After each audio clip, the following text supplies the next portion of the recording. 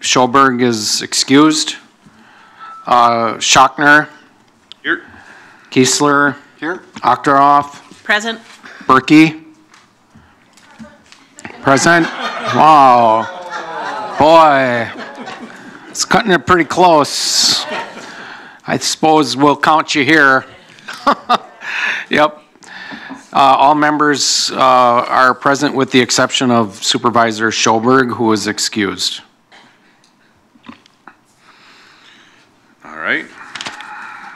Next item on the agenda is the approval of the minutes.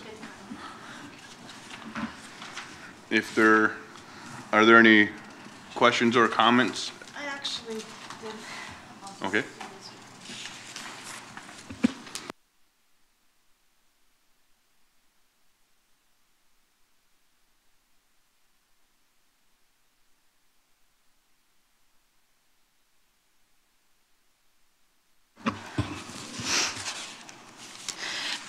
If I might, regarding the matter of the pilot Microsoft Surface project, what I'd like to do is, after the next to the last paragraph, insert Supervisor Berkey requested that a study of comparable Wisconsin counties be used that we used in the wage studies, be conducted and reviewed at the next meeting. Thank you. Yeah, sure. Supervisor Berkey requested that a study of comparable Wisconsin counties be used to be conducted and reviewed at the next meeting.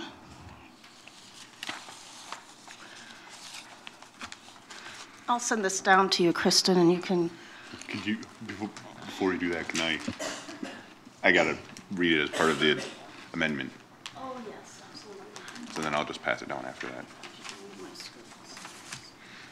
Ooh.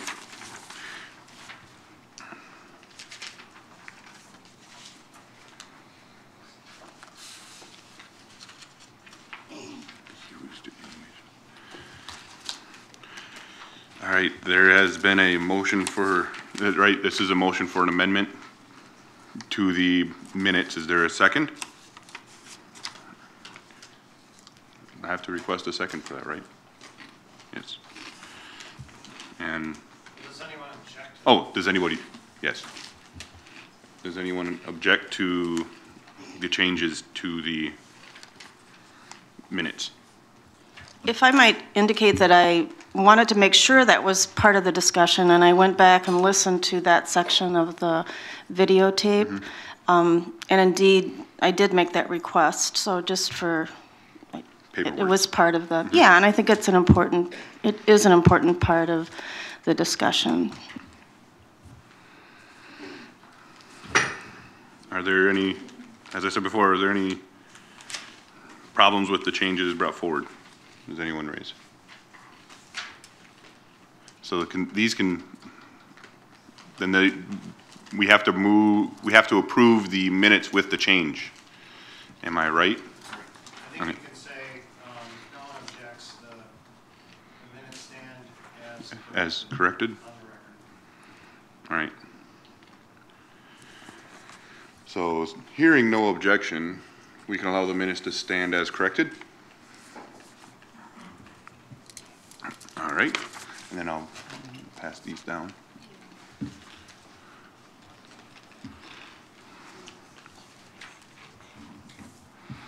All right, with that, we can move into our public comment. If there is anyone that wishes to speak towards something that is currently not on the agenda, now is the time that they would be able to present. So I ask again, is there anyone that wishes to talk towards something that is not on the agenda? And one more time, is there anyone that wishes to speak towards something that is currently not on the agenda? All right, seeing that no one wishes to speak, we'll move right into our business items.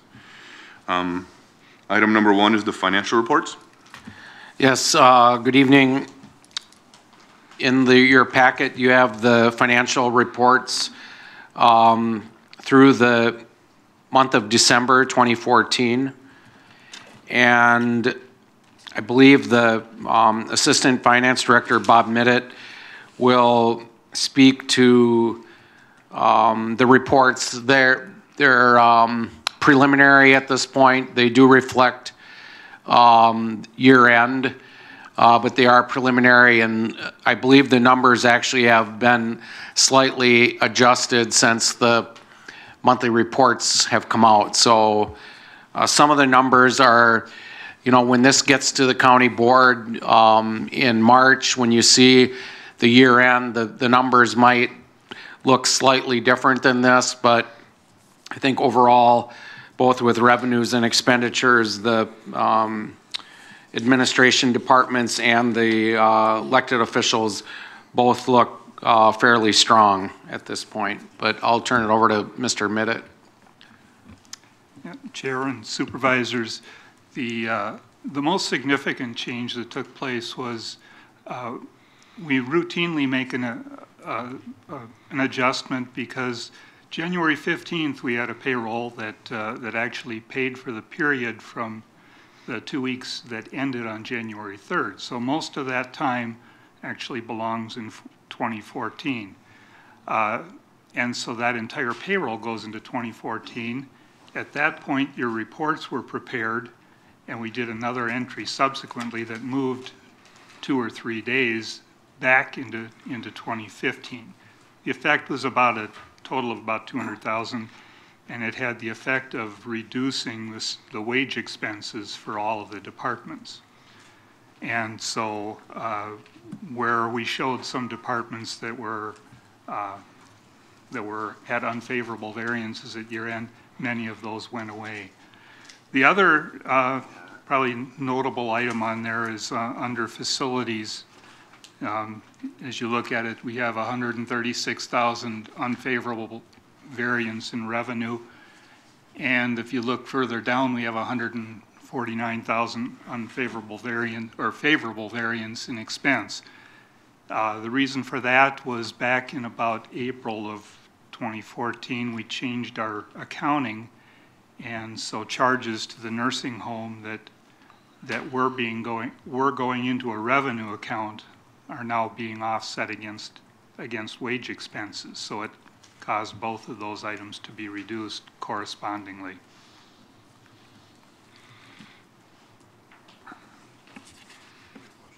Yes.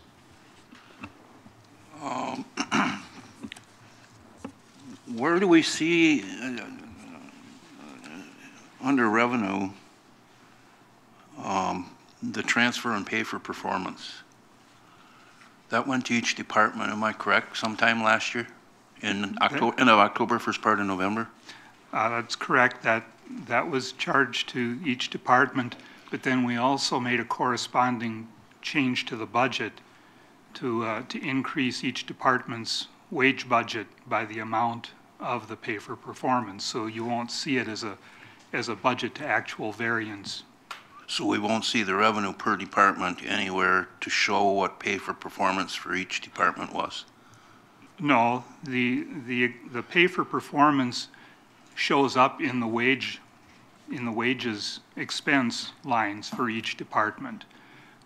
But we've also increased the budget for each department by a corresponding amount, so you won't see a variance as a result of their expenses going up.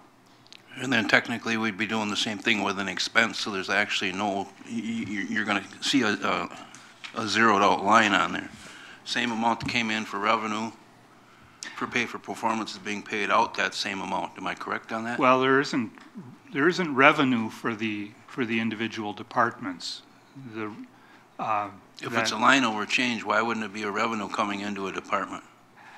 Because what we did was we increased their budget for the expense. Okay. And then the one other question I had was under IT. How did their revenues come to be 841% above what they budgeted for?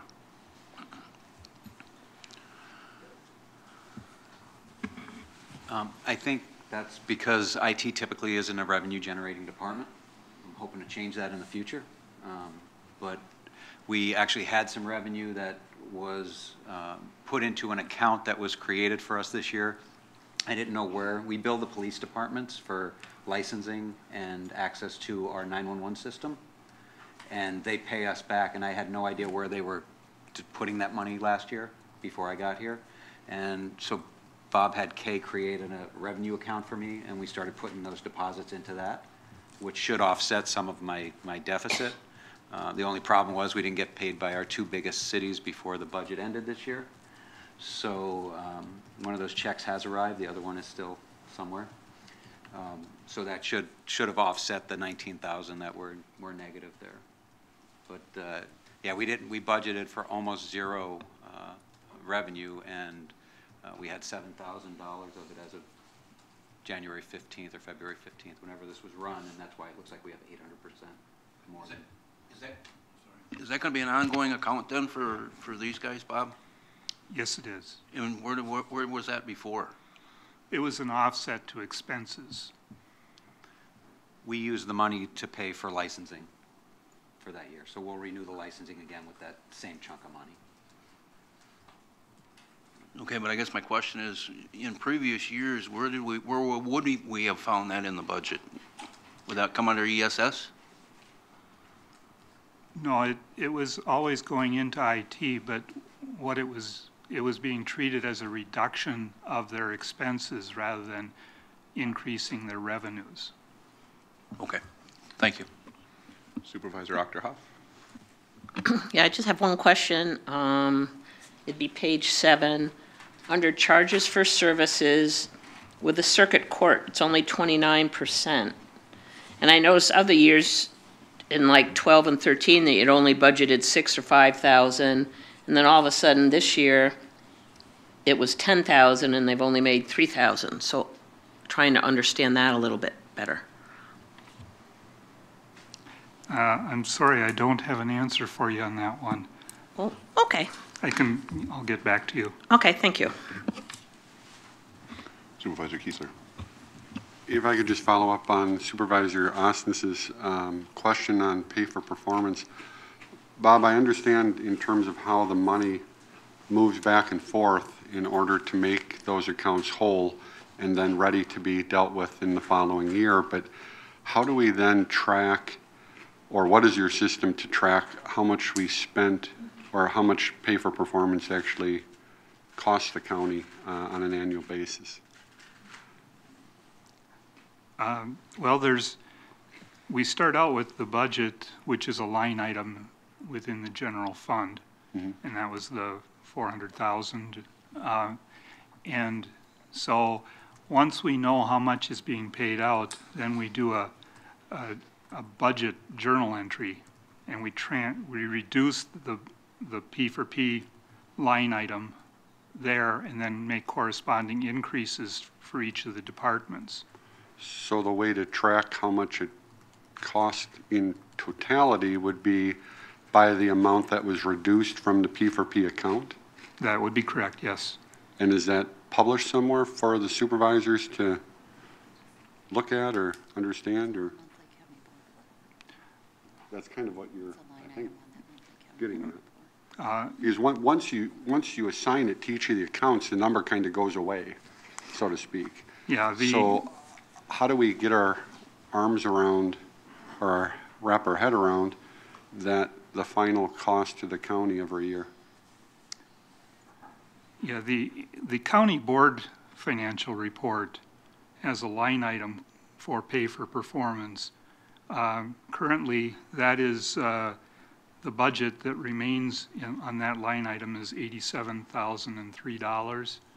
So that from 400,000 is what the P for P was that was allocated to the various departments. I'm sorry, what was remaining? 87, so roughly 313? 313,000. Okay. Thank you. Can I ask a follow-up? Sorry. That was from the original 400,000, correct? Yes. Okay, and then where did the additional money go from 2013 that was carried over that we did not use into 14? That was 6 figures, if I remember correctly. Yeah, the unused budget for any line item actually gets transferred at the end of each year into the fund balance. Goes back into the general fund. Lapses. I thought we kept performance money strictly in that account and it didn't go. I don't know, I think it's a general fund. Yeah, I think, you know, we've identified how much it is, but it's just at the end of the year, all expense accounts are closed out. All revenue and expense accounts are closed into fund balance. So at the board's discretion, that could always become a budget amendment to bring it back in.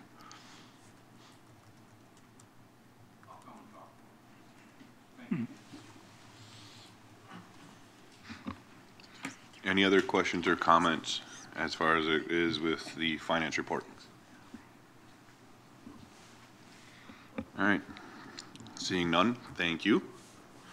We'll move on to item number 2, which is a resolution approving the alteration of a supervisory district boundary in the village of Baldwin.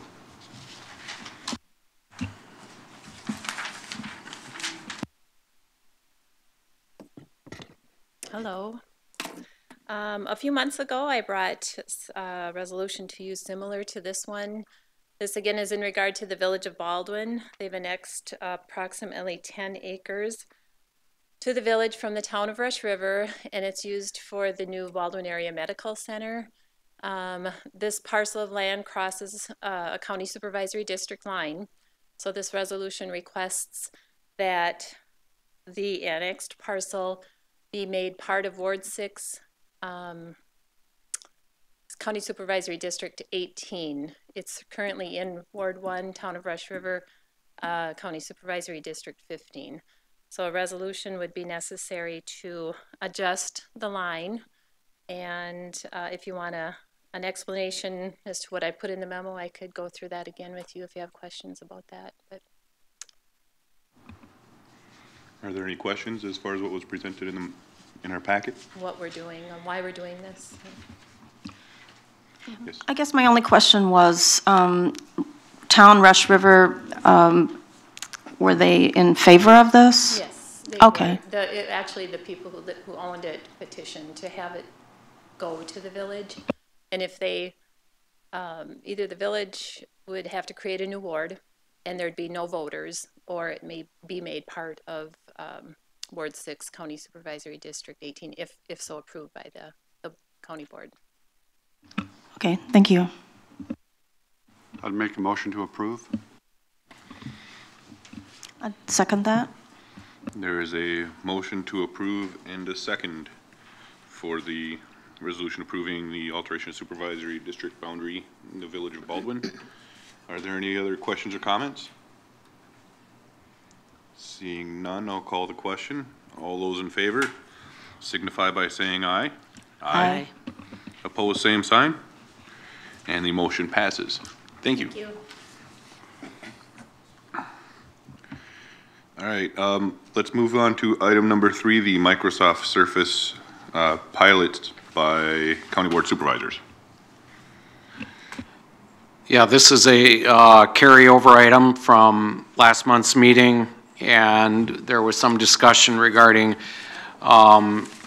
transitioning away eventually from the existing thin clients to another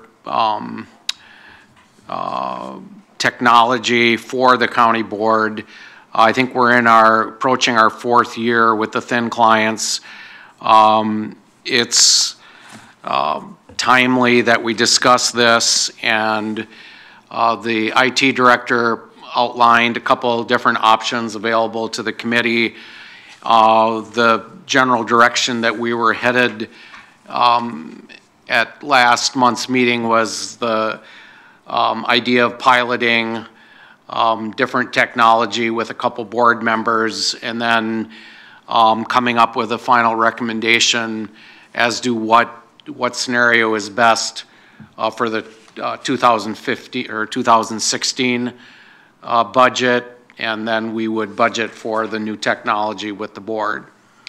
I think our IT director has written out what those alternatives are that we discussed, and it's back on the agenda for some further discussion. John, did you want to add anything? I collected some information. Unfortunately, I missed the part where you asked me to go after the counties that were specifically targeted in the wage study. So I reached out on GIPA, which is a government posting board, and I got responses back from 7 different organizations throughout the state, including a verbal response from the city of Hudson. But also, do you have that in a written format? I do. I actually put them at the end of the table down there for you guys. There's also a copy of a study that that the County Clerks Association, I believe it is, Cindy had gathered a while back, and 19 counties responded in that to what they do and how they do it. So there's some counties that are probably covered in what we were looking at our wage study in there. In addition to what I've gathered from state of Wisconsin, La Crosse County, Jefferson County, Burnett County, and city of Fond du Lac and Janesville. From what I've read through there, and I'd like you guys to take some time to absorb what's in those documents. From what I've read in there is that they've all worked out well with supplying devices to county board members. It depends on the flavor of the day as to which device they go with, but they all seem to be handing out either iPads, Chromebooks, or Microsoft Surfaces. So. It looks like the preponderance of them are iPads. Is there a reason why? I think the simplicity of the iPad, but you always have to have additional software on the iPad to get things going, so they need to have some way of connecting back in. Finally, we have Microsoft Office for the iPads that just came out, what, 6 months ago, maybe a year ago? Yep. So they didn't have that prior to that, and a lot of these counties, I would imagine, have had these deployed for a while now. They're not a device that can be brought into the domain. We can't control software on them. We can't, when you're in the building, you can't act just like an employee in the building. You would always have to be connected through the iPad and the wireless network outside the, so they're not as productive, I don't think. So, and that's a matter of opinion, but that's my opinion. So, It's worth something. it is worth something. So, and they are a tad cheaper than going with the Surface. They're about $140 cheaper than going with the Surface that we're looking at. So.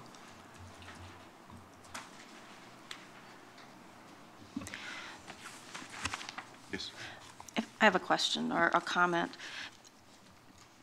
Because I'd like time to thoroughly review this information, I hate to do this, but I would like to move that we postpone this until the next administration committee meeting so that we can review. I had hoped to get this in the packet, and I didn't see it earlier in the day.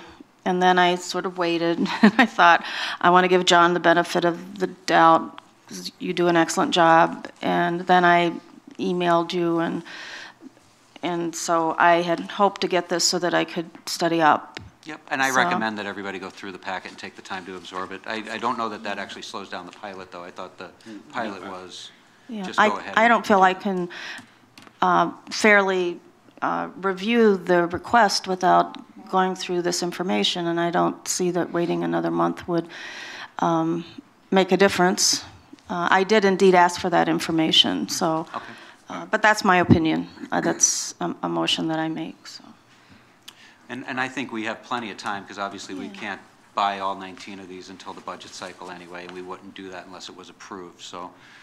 Right. So we have time there. I think we'll go ahead. We're working on the Citrix infrastructure improvements, which are for the county as a whole. It's not just for the board. That's happening this week. And after that, once we get that up, I'll get the devices in for the pilot, and we'll start configuring them. But we won't make a decision as to whether or not we're going with all 19 until after you guys have decided. It's ultimately your decision at this point. So, and I don't know, does it get approved at the admin committee, or does it go to the board?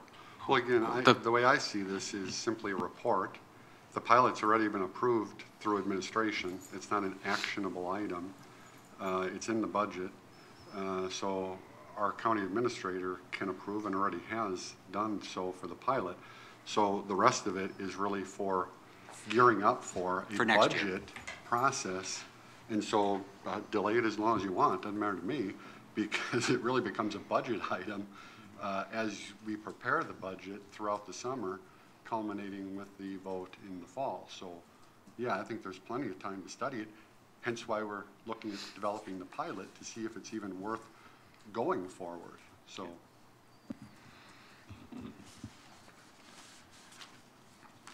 thanks for putting all this work together. That's excellent. Yeah, excellent. and actually the legal size form is the one that came from the county clerks. So I gave Cindy props for that. She emailed that to me about a week ago, and I was able to review it. And fantastic, thank you. I guess I need clarification. My understanding at the last meeting was that we, as the administration committee, needed to take action one way or the other if we approved a pilot program toward the possible purchase of a new computer system, computers, because we have the thin client. So, Chair, do I misunderstand? The pilot program, we were looking at options for the direction we want to go in the future. The pilot, because these needed to be this needs to be upgraded one way or the other. So what we were being informed of was what are our options. That was what was happening last time, and then the pilot program is to say, we've already budgeted money for that, and it's to say is the direction we want to go towards tablets or not, and that's why we have to go forward with the pilot program just to see if that is even the direction that's where we'll get the board members who go through the program will be bringing their information to the full board on what direction they would suggest. So it was approved in the budget last year? Yes. Okay, I guess I was not clear about that, and I'll have to look for that in my budget. I am looking forward to the pilot being a part of the pilot program, because one of the things that I'm looking at is I'm looking forward to the access that the licensing and everything is going to get us, because I really question whether as a board member I need that much access. And that's the way I'm looking at it, is it's a replacement to what we have now, and if as a board member I don't see the need for that access, we could be saving the county quite a bit of money in that replacement by not going forward with the licensing for all 19 members. Absolutely, and the licensing would give you the Microsoft Office side of things. It would give you access to the intranet and all those pieces. So, and those are things that I think I've been hearing from board members that they feel like they're missing, is access to the intranet. I don't know how much of that you need. There's some stuff on there that's obviously just employee driven, and you guys might not need that. But you know, our packets are out there. We have access to all the documents that are published here are there. So I think you'll find it useful. I just don't know how much of that you're really going to be able to take advantage of. And that's what the pilot's for, is to determine whether this is really a feasible study. Yes. Could we also then include in this study, if you will, an actual survey to county board supervisors with a clear summary background of what we currently have and what the options are in terms of the different, not only the device, but also Citrix, the intranet use? What use are the board members looking for over and beyond what we currently have with the service that we have? I think that would be helpful. I do. I agree with you. I think that knowing what you guys actually are hoping to achieve and hoping to have access to, I think that would help us determine what we need to publish to you guys, or what we need to license for you all. So I can work that up, come up with some questions, and maybe I'll reach out to a few of you supervisors to find out what you're looking for in there and get them listed, and then we can send it off to all the districts and ask them to respond by a certain date, and maybe before next month's meeting. So. Are there any other questions or comments? All right, seeing none, thank you. There's more information to digest tonight. Moving on, we have item number 4, ESR Inc. Business Performance and Transition Plan presentation. Yeah, I'll just start off. I'd like to welcome Ed Bovee, who is the Executive Director for ESR, County Board Supervisors. As you recall, at our December Administration Committee meeting, the committee extended or authorized the extension of the lease for ESR through the end of June. Originally, the lease was set to expire the end of March of this year, and so the committee authorized a 3-month extension beyond that, with the intent of discussing with Mr. Bovee their long-range business plan for ESR. And so we'd like to welcome Mr. Bovee here this evening to discuss briefly kind of where things stand right now and what their plans are. And then going forward, I'd like to recommend to the committee that you authorize the administration to negotiate a longer-term extension of the lease beyond the end of June. But first of all, I think we should hear from Mr. Bovee. Thanks. Thank you very much.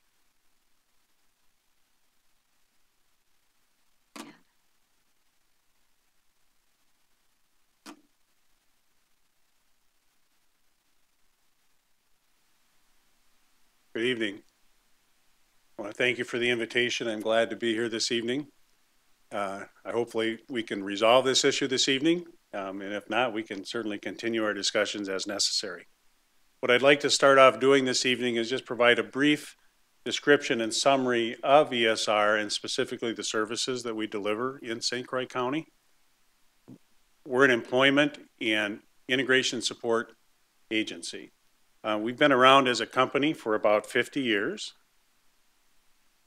We have 5 locations, including New Richmond. Our administrative center and base of operations is in Stillwater. We operate services in Cottage Grove, Forest Lake, Oakdale, and most recently in New Richmond, as you all know. We serve almost 500 people, consumers, adults with significant disabling conditions. Over half of those individuals are supported for at least most of their week in community employment sites and integrated sites where they're part of communities, part of employment settings where they contribute and where they are part of the workforce within our larger community. In terms of this activity and the building, we're going to get into that in a few minutes, but first I just wanted to say that our dealings and interactions with your county employees have been very positive. Particularly Fred and Kristen have been very accommodating and kind and helpful in terms of this process, and I wanted to compliment and thank them for that. We also made some corporate changes, mostly as a result of moving into your fine state. On January 1st, we changed the name of the company. You may have seen us referred to as East Suburban Resources or maybe Eastern Suburban Resources in some settings. But on January 1st, we've changed our corporate name to be ESR Inc. We increased the size of our board of directors. We have 2 directors here this evening, Susan Langfeld and Velvet Peterson, who are parents of consumers of our service here in Wisconsin. They're now on our board of directors, participating for the good of the organization, but obviously specifically representing the interests of our Wisconsin consumers. In terms of the services that we provide, there are 3 basic elements or types of service that I'll describe this evening. They're community employment, center-based pre-vocational training, and community-based pre-vocational training. In our Wisconsin services, we currently serve about 110 consumers. About 30 of those consumers are employed in community settings during most or all of their week. Often people are served in a mixture of these services, so it's not a one-size-fits-all. People can be served from hour to hour virtually in different types of services. In our community employment area, basically we help folks find jobs in community. It certainly is an important long-range vision and mission of our company. I think it's shared by this county. It's certainly being promoted and pushed, frankly, by the federal and state representatives. We have targets that we've been directed to hit, and honestly, some of the discussion around the building use is affected to some extent by some of the federal plans, especially that will diminish their financial participation in any services that utilize buildings for these services. Now, there's a lot of discussion to be had about that. I'm not suggesting that that is going to go away entirely, but it certainly does present itself as a factor in these discussions.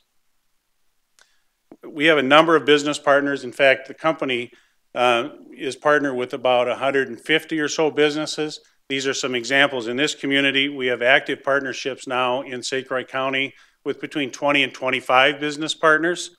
And so that's certainly a factor. It's something that we want to continue to expand, and we would expect over the next several years to develop relationships with many more businesses in this area. These are just examples of some of the people where they work, and something I'm going to return to as we go through this evening is we should never forget that this service is really about the people. It's not really about a building. It's about folks that need a little support and a little help to be an active and vibrant member and participate in our communities. And so that's what we're trying to achieve here. Our center-based pre-vocational service is where the building comes in. The goal there is to prepare our consumers for success in the workplace through activities. It's currently in New Richmond. These are some of the services that are provided in terms of that activity, but we shouldn't forget about the work, because a lot of work occurs in that center. Currently, or in 2015, our budget calls for over $650,000 in earned revenue from the production work. Over half of that is going to be performed in our New Richmond site. So a lot of work, a lot of revenue is produced there. The result of that is just under $500,000 in wages paid to folks with disabilities. So it's not an insignificant part of their living expense. It serves to reduce the tax burden for folks, for all of us, and it provides people with an opportunity to be part of something. And so that's really a part of what we're doing in that building. These are some examples of some of the different contracts that we have there.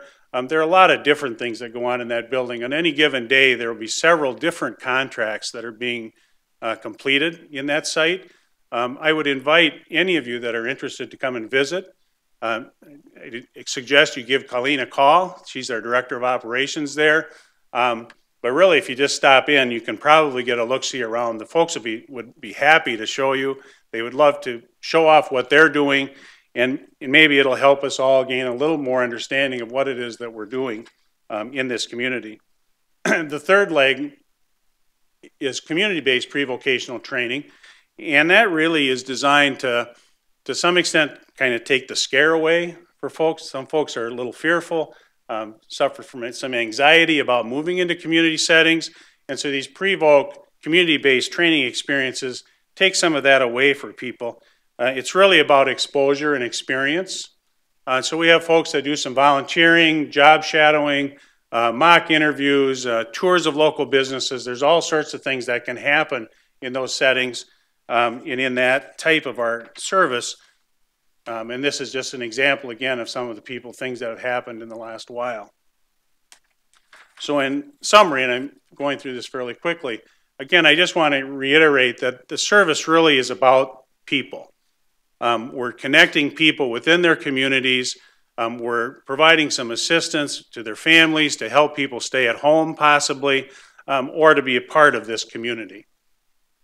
So anyway, that's contact information. If anybody wants to contact us directly, you can certainly contact us by just stopping in, but certainly we want to make ourselves available to you. So now I'm going to switch technology. All right. This is the material then I think that's germane to our discussion this evening. First, and I don't want to pound on this too much, but I just want to make sure that people keep in mind the projections that you guys made for yourselves as the decision was made to bring in a company that ended up to be us. And that's that for the 3-year period, 14 through 16, your projections were that you were going to run about $1.5 million deficit in terms of providing that service. And so I just wanted to make sure that we don't forget about that. Next, we have language that was in the request for proposals that we replied to. It was put out by Continuous, but the part of it from St. Croix County in terms of the facility was that the county is willing to lease facility buildings, including equipment and supplies, for 1 year, but a future long-term lease could potentially be negotiated. So that's what the request for proposals said. Our proposal, when we responded, and incidentally, we were the only company to respond in full to the proposal. Scared me a little bit, to be honest with you. But it's been great for us. But in that proposal, we said that we would seek a lease not to exceed a year with the intent of relocating that service somewhere in the central part of the county. The intent to relocate is tentative and is dependent on several factors that we won't be able to analyze until the services are underway. We have a Parents Advisory Committee that we sought input from, and there were factors. And where we're at right now, we looked a little more informally in the fall, and what we've learned is that there really isn't a lot of space. You guys probably know that already. But in terms of the timing, our first extension, our request for a lease extension was made on November 11th of 2014. So about 7 months into the 12-month period is when we realized that finding space to move into was not going to be a simple matter.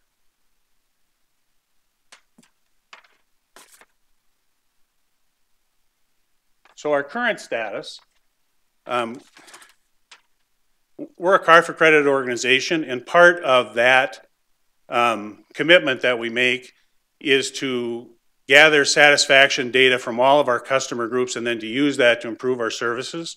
We've had a couple of probes that we've completed specific to our Wisconsin services, although for many of our more formal activities, we wanted to be here about a year before we did, so a lot of that will happen in the spring. But we did get satisfaction ratings from our consumers and our business partners. They were very positive, actually slightly more positive than our organization-wide statistics in that area. We do very well there. Our satisfaction rate among both those customer groups runs in the 97 to 99% rate. So we're very pleased with that, actually. But the satisfaction has been high. We've also had informal contact with some caregivers and with our funders, specifically Continuous and DVR, which are our two primary funders. And they both expressed satisfaction with the transition and with the direction that things are going. We've been able to stabilize the staffing pattern. Frankly, the summer was a little rough. We hired a lot of people at one time, and so we had to do a little bit of shuffling around there. We ended up with about 8 former SCI employees, which we're very pleased with. They're all still with us. And the satisfaction level that's been expressed by those employees is also a very positive indicator for us. The service has grown. We serve a few more people now than we did when we started. We view that as a positive sign. We had a projected excess. It's a little more than projected now. We're going to have an excess for calendar year 2014 in this service of about $90,000. Now we planned for that, and we wanted that, frankly, because we assumed that our building expense was going to go up in 2015. And we frankly expect that still is going to happen. But our budgeted expenditures for this year, for 2015, project that increase in our site cost and still has a reasonable excess.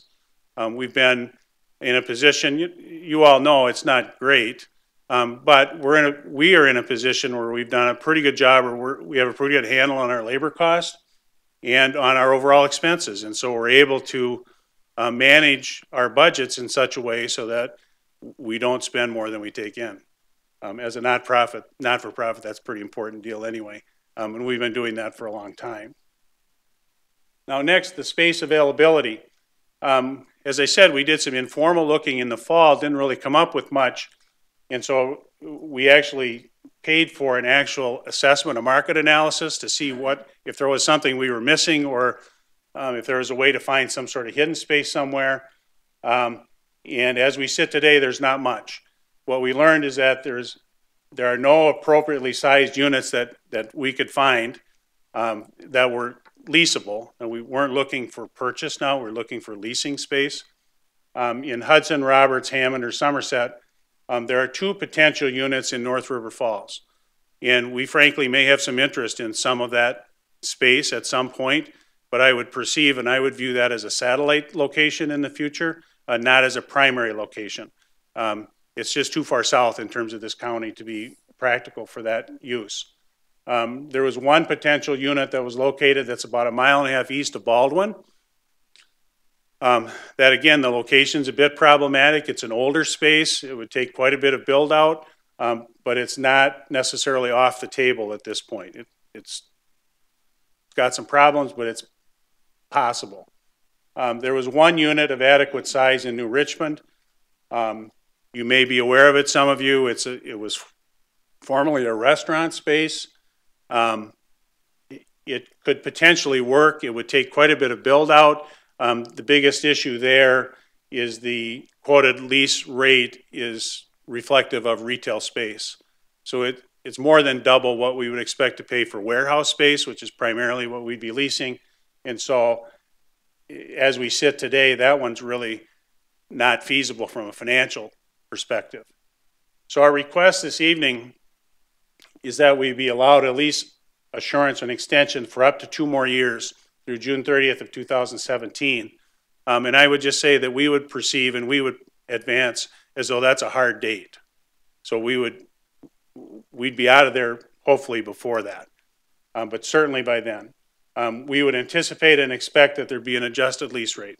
That you guys gave us a great deal when we came in, and we appreciate that very much. We expect some adjustment to that. We'd want an opportunity to negotiate that. We've done enough analysis and study, though, to learn that warehouse market lease rates in the area run about $4 to $6 a foot. For space, it's dependent on improvements that are made, what owners pay for, what tenants pay for, the condition of the property, the location certainly is a factor there. But $4 to $6 a foot is about what is being received now. CAM and utilities charges run somewhere in the $1.25 to $2 a foot. Again, that often depends on the condition of the building, how efficient it is. The use has some to do with it. CAM charges can vary depending on the type of campus that it's located on, just what those charges. They can be quite different depending on what the building actually is. We would request, depending on this negotiation, but no county tenant improvements that would be requested beyond this, the basic services, you know, the roof shouldn't leak, the furnace should run, those kinds of things. If we determined that we wanted to make any tenant improvements, and I would frankly say that beyond any real basic things, we probably would not. But if something came up and we needed to make some tenant improvements, we certainly would come and get approval by your county, because I know you have some plans for that building, and we want to make sure that was in keeping with that, and maybe we could even help out with that a little bit. We would continue to try to look, and I'll go to the down a bit, but we would continue to try to look, and we could document that search either through, well, however we determined we wanted to do that. But if you wanted some regular reports from commercial realtors that we consult or contract with, however we wanted to do that, but we would certainly continue our effort to move. Honestly, folks, we want to move. We prefer to relocate. The sooner the better for us, but you have to have a place to go. And right now, we're just simply not able to locate that. So in keeping with that, then, there'd be a 2-year assurance that we would seek, and we'd negotiate a term that we would give notice, a 60 to 90-day notice prior to actually leaving the space, so you guys would have a chance to adjust to that. Anyway, that's what I have. So, questions? Yes. Couple questions. One is a question, I guess, to Pat and Fred with respect to the building where it sits in New Richmond, if that interferes with the building that's soon to happen with respect to the new nursing home. That's one question. And then another question is more specific to your search for adequate space. Have you conferred, or your consultant, with Bill Rubin, our EDC director? Have you sat down and talked with him? I have not had a meeting with him. His name is on a list. He was consulted by the realtor in terms of the market search. Yeah, he works in this building. I would highly recommend that you make an appointment, sit down and talk with him. He may be able to point you in some direction too that would be helpful in the future. In terms of long-range planning, certainly that this site is going to be impacted by the eventual construction of the health center, that whole area, the drive around the facility, access to the facility potentially could be an issue in the future. But certainly within the time frame that we're talking, 2-year extension, we would certainly be able to work out some sort of lease extension that wouldn't be severely impacted by the construction of the health center, but eventually long-term, the facility the access will have to be addressed, and also what is the future use of the facility.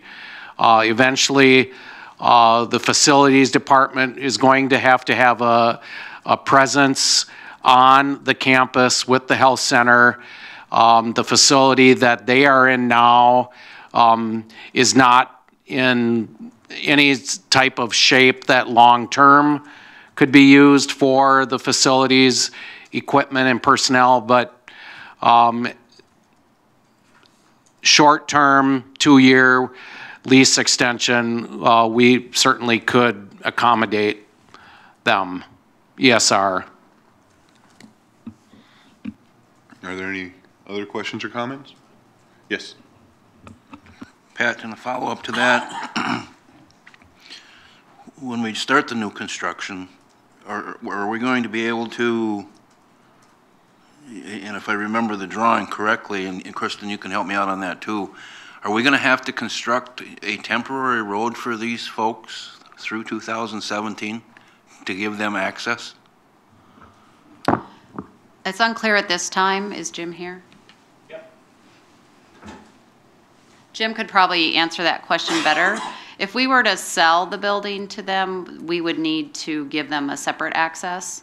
So, but that's a different issue than what you asked about.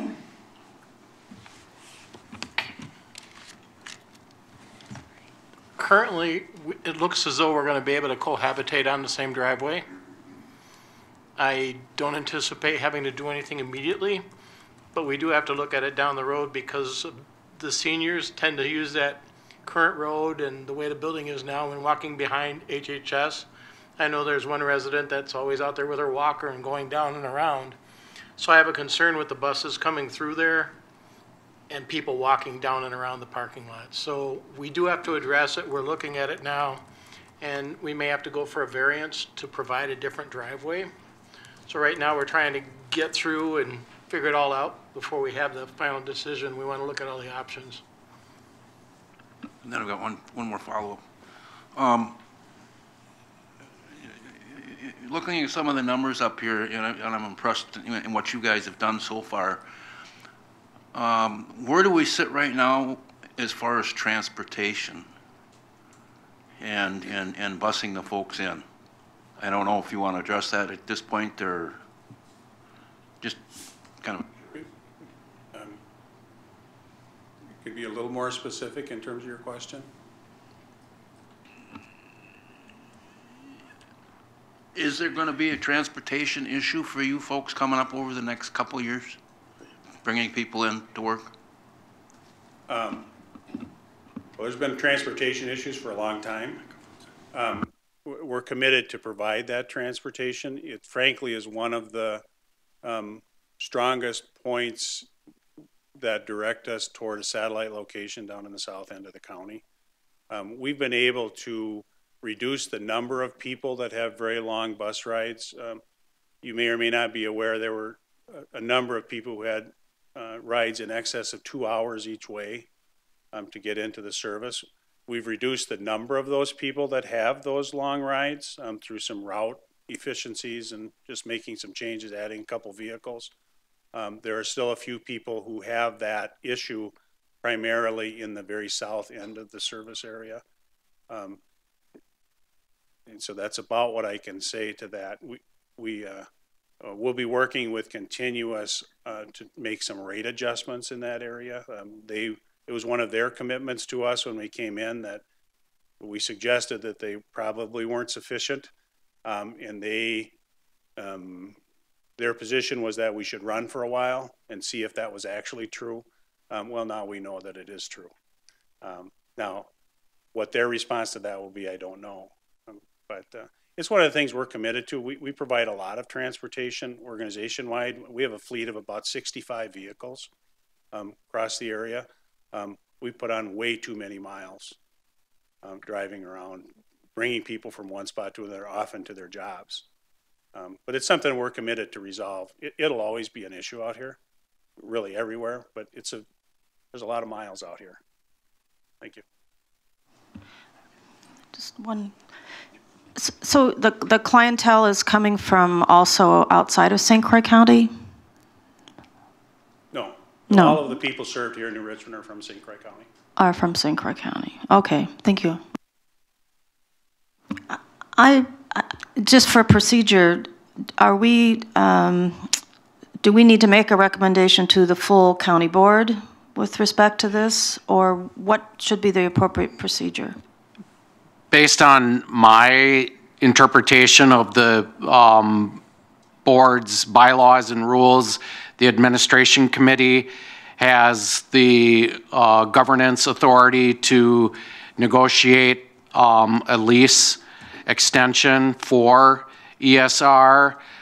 If the committee were to recommend the sale of the facility to ESR, the county board would need to authorize the sale of the facility, but the administration committee has the authority to grant a lease extension. What I would recommend is that the committee authorize, I've had preliminary discussions with Mr. Bovee regarding a lease extension within the parameters of his request. My recommendation to the committee would be to authorize the county administrator to negotiate a lease extension within the parameters as defined and any others that you may place on it. And I would bring that recommendation back to the committee probably at your next meeting with my recommendations and hopefully a negotiated lease extension that both ESR and the county are in agreement with. I would move to do that for the administrator to work in conjunction with our corp counsel so that all the T's and I's dotted, crossed, to approve of a document that will come to us in a month, a lease agreement. I second that. There has been a motion and a second to approve the authorization, or to give authorization to continue with the discussions for lease extension. You can ask a question. Yes, okay. You can still ask a question.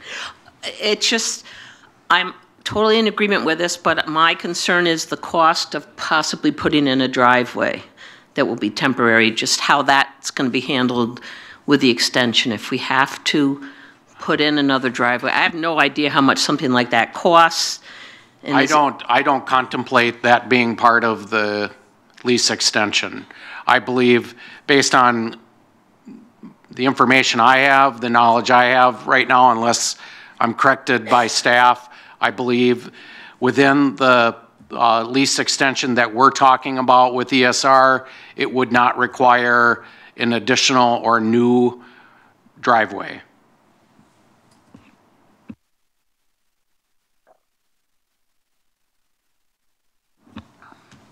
Good question. I just have, this is a personal request. It's, I do not know if you're searching out where, we know the area that you're searching out, but to me, the service has been vital because it was its centralized location. So if you can wait, like Baldwin, Roberts, Hammond, New Richmond, that area, and try to find businesses or a way to stay in that region, I think it would be beneficial to the whole county. So. Yeah, I would agree. And if we get out of that central core area, we buy ourselves many more transportation issues too. So there are a lot of reasons to want to be here. Frankly, if we could just find a space right in New Richmond, that would be perfect, as far as I'm concerned. North Hudson may be second best. Are there any other questions or comments? All right, seeing none, I'll call the question. All those in favor signify by saying aye. Aye. Aye. Opposed, same sign. And the motion carries. Thank you. Thank you, Ed. Thank you. Very good.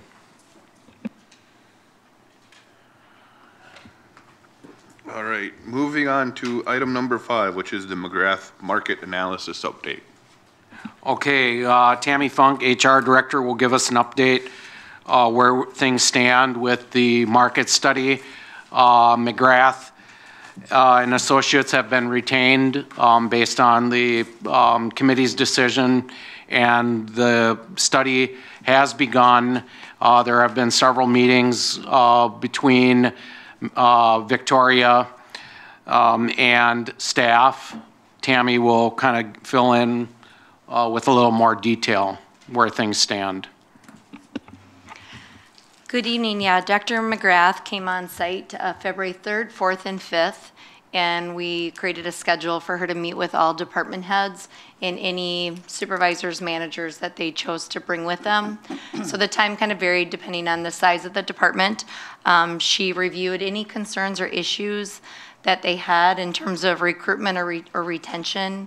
She gave them some background as to who she is, that she's done the Chippewa County study, that she's done Eau Claire, but she also wanted to hear from them things that made their program, their department unique or different as they may know about their peers in Wisconsin, because obviously every office is not quite the same. Some do certain other types of programs. So she wanted to see where of the 18 they most saw themselves seeking and competing for candidates, any issues that they had or concerns with whether jobs were overpaid, correctly paid, but will happily take more, or underpaid, and why. So she asked them to go through each job. We reviewed organizational charts so she could kind of understand the hierarchy of the departments, and they had opportunity to weigh in on those. For the most part, most department heads thought the job descriptions that are currently out on our internet and available to the outside public or employees were correct and accurate. Others had a few areas that they wanted to adjust, and so they're working with their HR generalist right now to make sure to have final and complete job descriptions.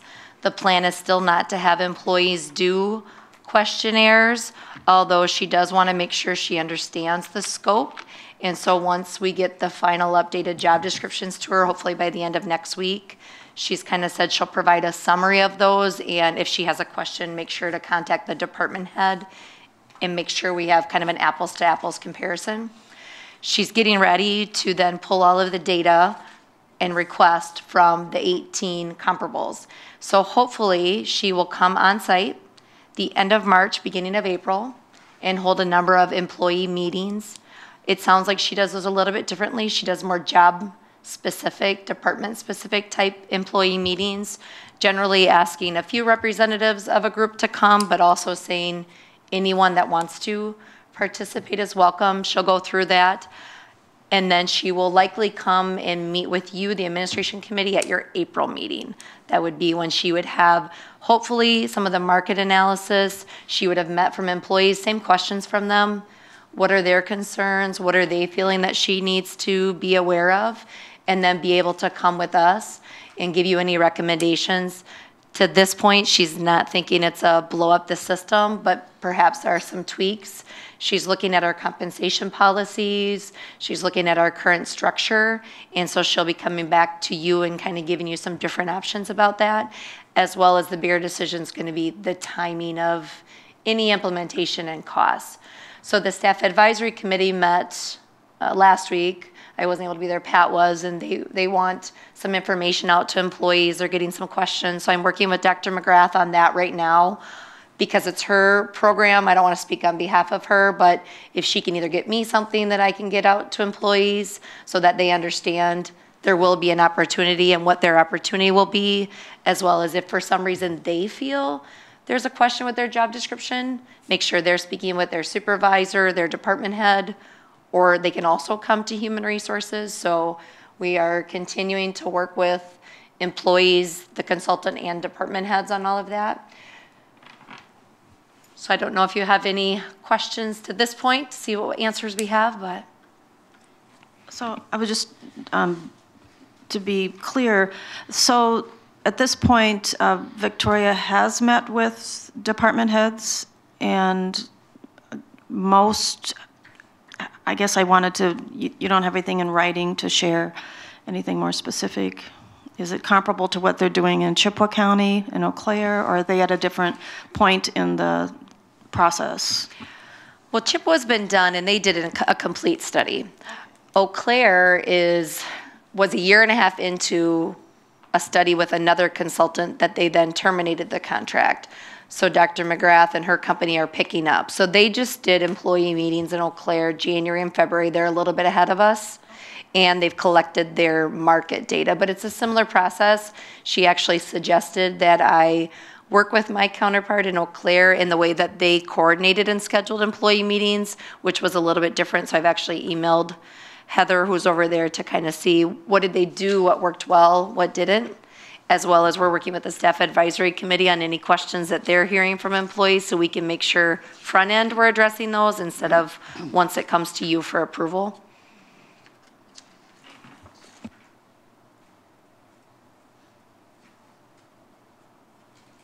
Are there any other questions or comments?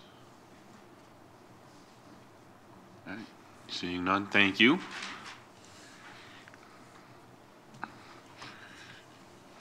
All right. Our next item on the agenda is a resolution to approve a budget amendment for the new health center building and renovations. Okay, I'll speak to this. In your packet, you have a draft resolution which will authorize amending the 2015 budget to allow for up to $1 million of expenditures for the continuation of the architectural, engineering, and design of the new health center. As you recall, in 2014, the board authorized a budget amendment of $200,000 to begin the process of architectural, engineering, and design. We have spent through the end of November. We don't have, unless, okay, we don't have December's accounting, but through the end of November in 2014, I think we expended a little over $100,000 for architectural, engineering, and design. I believe December's bill has not been accounted for yet, but it will probably approach that $200,000 budget amendment, and that was for 2014. The request that you have before you this evening is a resolution that would go in front of the next county board meeting to amend the 2015 budget to allow for up to $1 million in expenditures. When the board bonds for the health center, you will have a resolution, most likely either April or May. It's probably looking more like May, which will be the initial authorization for bonding. Then you will have another resolution within 60 days of that time frame, which will actually award the bonds. So that will probably take place in late summer. Between now and then, there will be expenditures made for the architectural, engineering, and design. We have to have authorization in place with the 2015 budget to actually legally expend those dollars. So that's why we have a budget amendment of upwards or up to $1 million. Once the bond proceeds are in the county, those dollars will be replenishing the $1 million that is authorized to come from the general fund, and it will also replenish the general fund for the $200,000 that was advanced in 2014. So it doesn't add. There was a question from a county board supervisor earlier today to me if this actually added to the total cost of the health center project. It does not.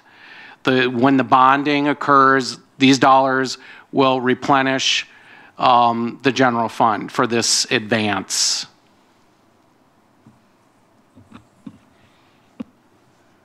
Are there any questions for Mr. Thompson about this?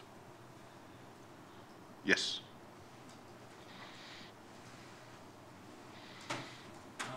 I guess I just have one question, Pat. Any of these funds you anticipate using, going to be used for communications to the general public in regards to the nursing home? For communications to the general public? Mailings, anything like that, to let the people know what we're up to? No.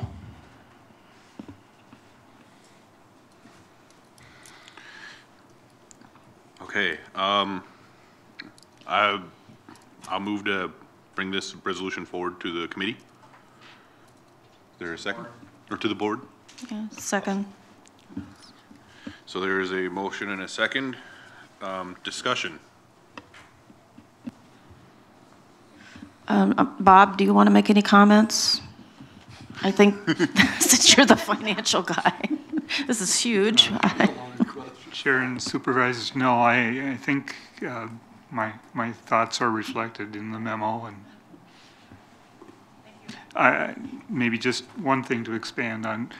We haven't received an invoice for December, so we don't know how much that will be. I just have a question on, looking at the numbers, it's kind of confusing to me. Is it, as we go further through the process, it's becoming more expensive?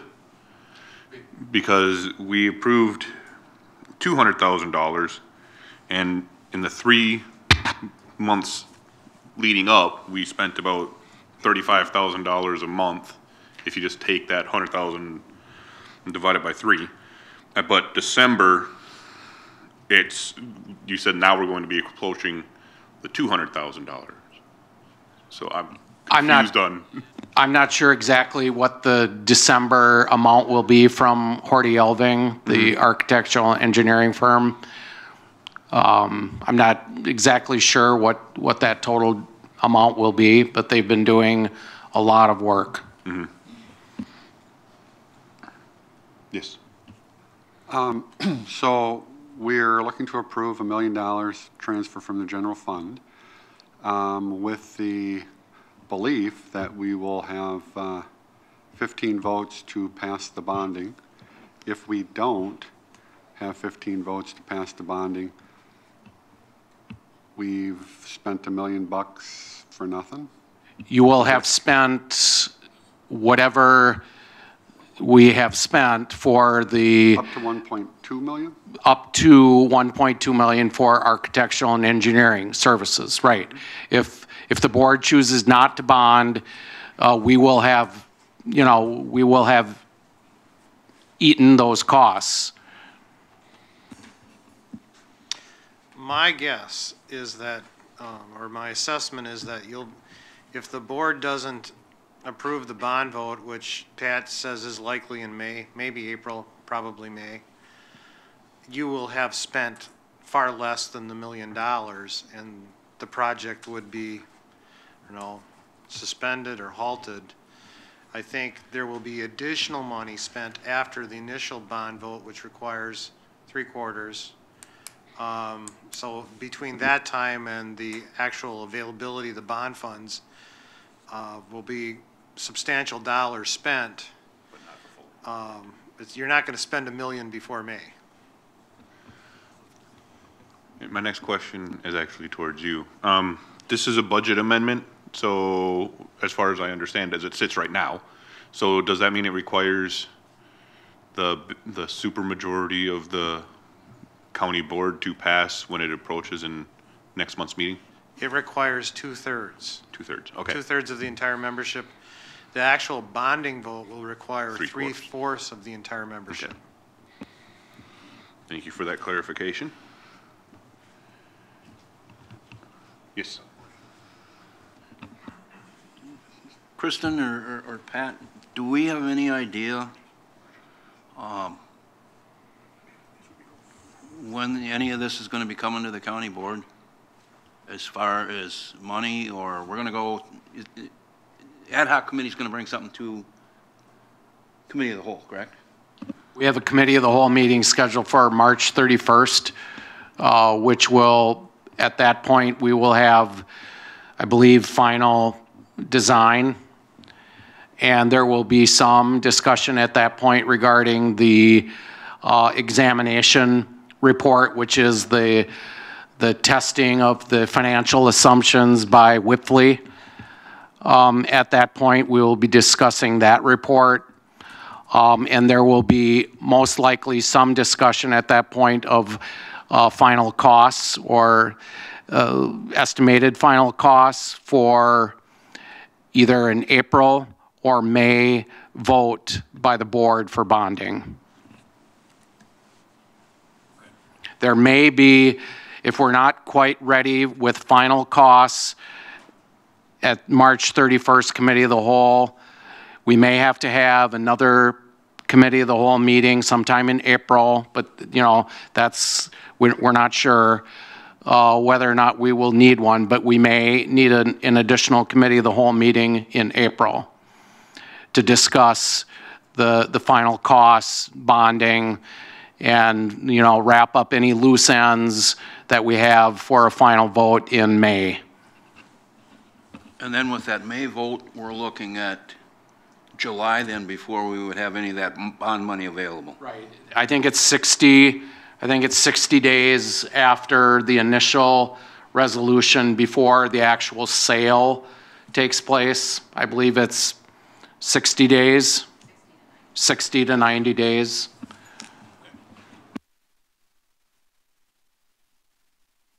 If I understand this resolution is authorization for you to spend $800,000 that's not in the budget, is that right? It's 200 million. Where did you get the 800 from? You were authorized for 200,000, part Correct. of what you spent, in 2014. Is it an additional million or? It's an additional million. Okay. Not budgeted. Right. It doesn't authorize, like the Corporation Council said, it doesn't authorize the immediate expenditure of $1 million towards the project. It allows for the expenditure on a monthly basis to Horty Elving, eventually Market and Johnson, the construction manager, for development, design, architectural and engineering services, which will lead up to construction documents, which will be put out for bid. If I can, just I would recommend that when this resolution has come to the entire board, that there be some specifics about how that $1 million is planned to be spent, and also current information on what's been spent to this date. Without that, I would be against this, and I would recommend other supervisors to be against it.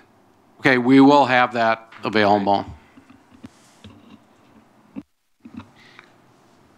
Are there any other questions or comments? All right, seeing none, I'll call the question. All those in favor of moving this to the full board at the next meeting to approve a budget amendment for a new health center building and renovations? All those in favor signify by saying aye. Aye. Opposed, same sign. And the motion carries. All right. We've been moving pretty good, but I would like to have a short recess right now because there's a couple big things coming up. So let's take a quick recess and be back at 6:35. And we'll move on to our next item on the agenda, which is item number 7, the strategic plan vision statement development. Yes, thank you, members of the committee. Number 7 and number 8 are quite related. Number 7 is the development of a vision statement, and number 8 is actually a resolution which would be forwarded to the county board, which would approve the strategic plan, vision, roadmap, guiding principles. So they're somewhat related, but we'll take them up separately. I'd like to introduce Eric Biltonen from the UW Extension office, and he is joined here this evening by 2 of his associates, Ryan Steery from UW Extension and Joanne Sprain from UW Extension. I believe Eric is going to take us through a brief visioning session, visioning development session, and then we can go on to the next agenda item and talk about the actual strategic plan. So I'd like to turn it over to Eric Biltonen. Okay, thank you, Pat. Thank you for having me here. I'm really excited to get onto the Visioning Network. What I'd like to do today is go through a bit of a process, review some of what the visioning statement is, where the county stands with their mission statement, guiding principles, their strategic planning, and a few examples from other counties of what vision statements look like. And then we will get to a vision statement that I've drafted that will serve as the basis of discussion. Hopefully we'll move through this fairly quickly. So let's go. A vision statement, what a vision statement is, it's a vision of what success looks like for your organization or for your county. It's supposed to be inspirational and should challenge and inspire us to stretch our capabilities and achieve the purpose for which we work. The gap between the vision and the current status help define the planning objectives and activities for when you go through the planning task of developing your principles, your strategic goals, and the actions that underlie those. It should be given a time period and not too long of one. And then it should also relate to things that you can directly impact. It doesn't have to be specifically what you impact, but it should be something that you do impact. One clarification that is important to make right from the beginning is the difference between a vision statement and a mission statement. And the vision statement, it describes what success looks like. It's future looking. It's what things look like sometime after you've fulfilled your purpose. Whereas a mission statement describes what your organization does. It's talking to the things you do in your work. Why is the vision statement important? It clarifies where we want to go as an institution or an organization. It creates a common expectation between employees and citizens about where you're trying to go as an institution. And finally, in practical terms, it's at the highest level, but it's helping you to guide decisions on budgeting and allocating your human resources and your efforts. They can't go anywhere, so it's at a very high level setting a priority. Elements of a good vision statement are, it should be short and inspiring. It should clarify direction and purpose. It should be future and action oriented. It should have a shared sense of direction and motivation. It should emphasize purpose, performance, and standards that serve the public and create value. It should reflect high ideals and challenging ambitions. It should have wide approval. And finally, it should inform an organization's decisions and actions. Now, having said all that on the elements and the definition of it, I want to emphasize that the vision statement is your vision statement, so it can be anything you want as long as it serves the purpose you need. In some brief discussions I've had, the vision statement for St. Croix, some things to consider are the vision statement, does it apply to St. Croix County government? Does it apply to St. Croix County? Or is it going to apply to both of them? And then for the time frame, I would suggest probably somewhere around 5 years is a good time horizon for the vision statement.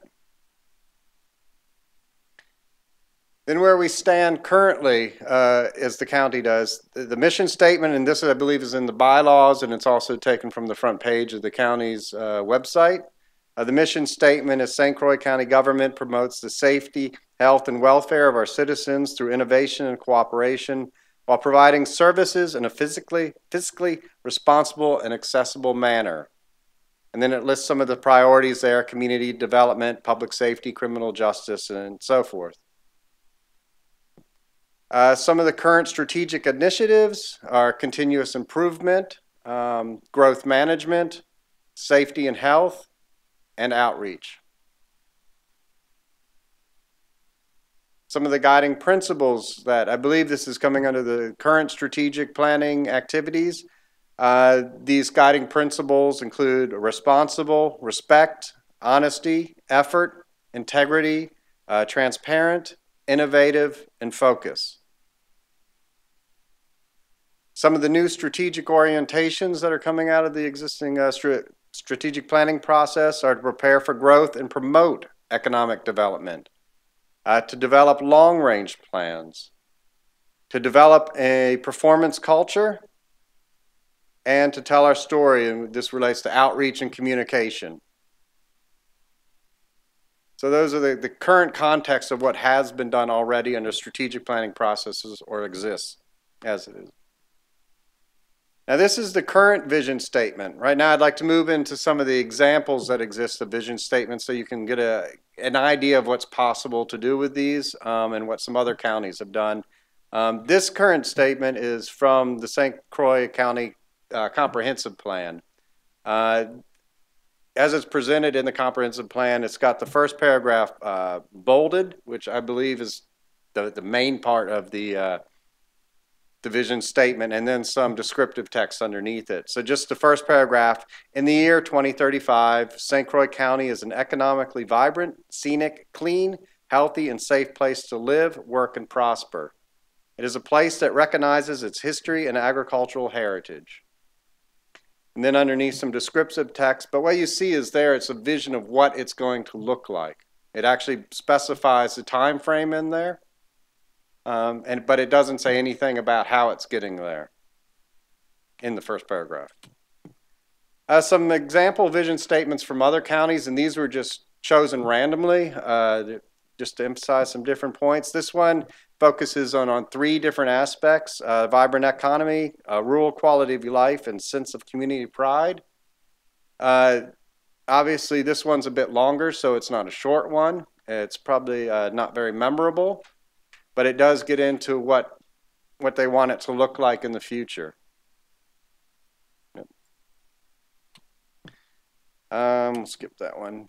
Wabasha County in Minnesota has a much shorter one. This one's an internal looking one. Wabasha County government will be characterized by administering services efficiently, effectively, and simply. And Wabasha County government will ensure that the services rendered by the county are readily, easily accessed by those who need them. So there's a very clean, concise statement of what they do and how it's going to be accessed by the population. But it doesn't go into a lot of detail. It's a little bit more memorable. It is inspiring. Some shorter examples. From Boulder County: as trusted stewards of Boulder County's future, we provide the best in public service. Traverse County: better lives, stronger communities. Polk County: improve the quality of life for all who live, work, and play in Polk County. Now, you see, these are very short statements. They're memorable, inspiring, but they also don't give a lot of guidance. There's not a lot of detail in them. But again, it's your vision statement, so we want something that works for you. Now moving into the visioning exercise part. Well, before I get there, are there any questions on what I've presented so far? Just setting the context. No, good. Okay, as we move into the visioning exercise, these are just 4 questions to consider as we discuss the draft vision statement. 1 are, how would the county be improved if we fulfill our purpose? What services could the county government continue, change, or start? What do the people of the county think is important? What are the top priorities for improving the effectiveness and efficiency of delivering services? And what staffing, policies, and benefits are needed to improve delivery of services? Now, all these things are, you can consider them as you want or not consider them, but these are pretty core, I found, in constructing vision statements. Now, having said that, in looking back at the context of what a vision statement is and what its purpose is, looking at the examples that I found in other counties, and also the current status of the strategic planning outcomes that you've gone through already in the county, I put together this draft working vision statement. This is entirely my creation.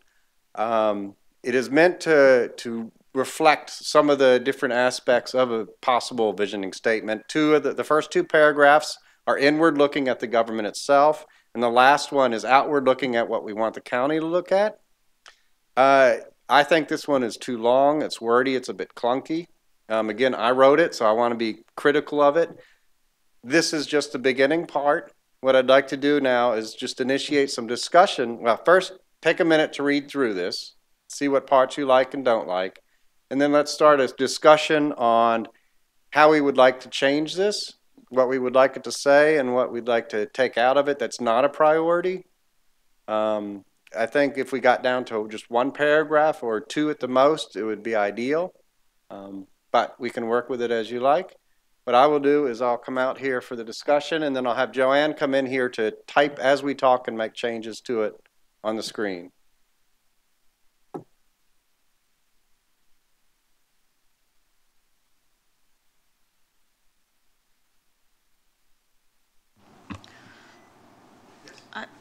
I guess I'm just going to throw out some key words that I think are important in St. Croix County. And they're kind of in there, but maybe in different words. I think that sustain is a word that I'd like to see in the vision statement. In some fashion, I think the rural heritage is important here, and also the recreation and natural resources is special here compared to maybe even Eau Claire County. Just throw out that as an example. Now, for the sustain part, what are we sustaining? Or is it I hope that we're sustaining. Could you back up to that? I think that. No, that's not. Yeah, no, this is good. I think this was part of. Yeah, that's okay.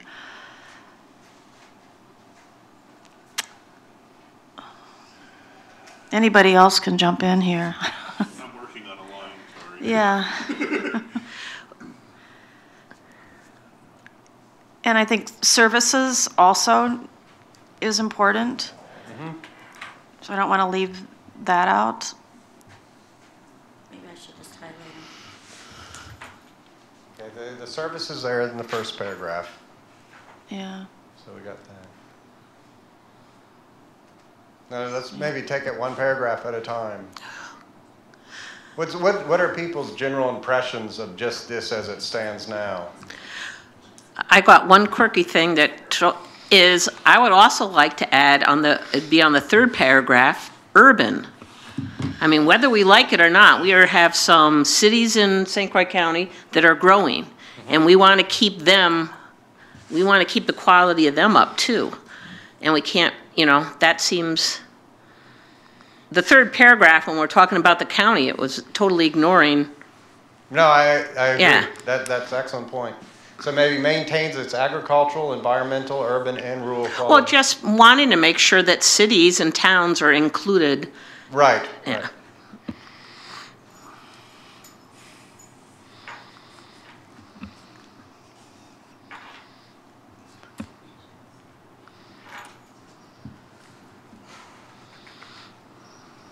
Coming back to the sustainable point. I mean, a healthy existence, whether it's the economy or recreation, services, you want to sustain all of that. You don't want to get stagnant. Right. Let's see, just thinking.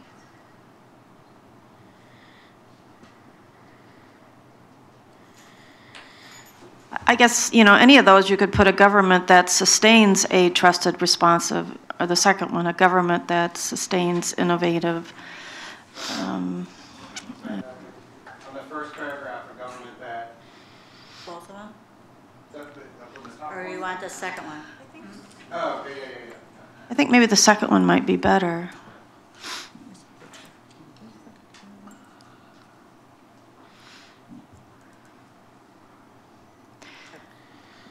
It sustains an innovative and forward-thinking, proactively, I don't think I like proactively reaching, culture. You could throw in. Like here? This is difficult. I wasn't anticipating doing this tonight. I wasn't. It can be fun. Here's carved in stone. We can get it and then we can wordsmith it later. I know that there's the resolution. These are difficult to do, and usually. My issue with this is that we're adding and subtracting from what I view as a very wordy vision statement. Right. So let me I'll throw this to the committee and to you. I wrote something up. Okay. It is a line and a half or 2 lines typed, I don't know. I was thinking for forward thinking and all that stuff, the vision statement needs to be forward thinking and all that. Here's what I wrote. Becoming a model in the state for effective sustainable governance, quality urban and rural life, and leadership through service. Okay, I got lost. All right, so it was becoming a model in the state for effective and sustainable governance. Sustainable? Yep. Government or government? Governance. Okay. Quality urban and rural life.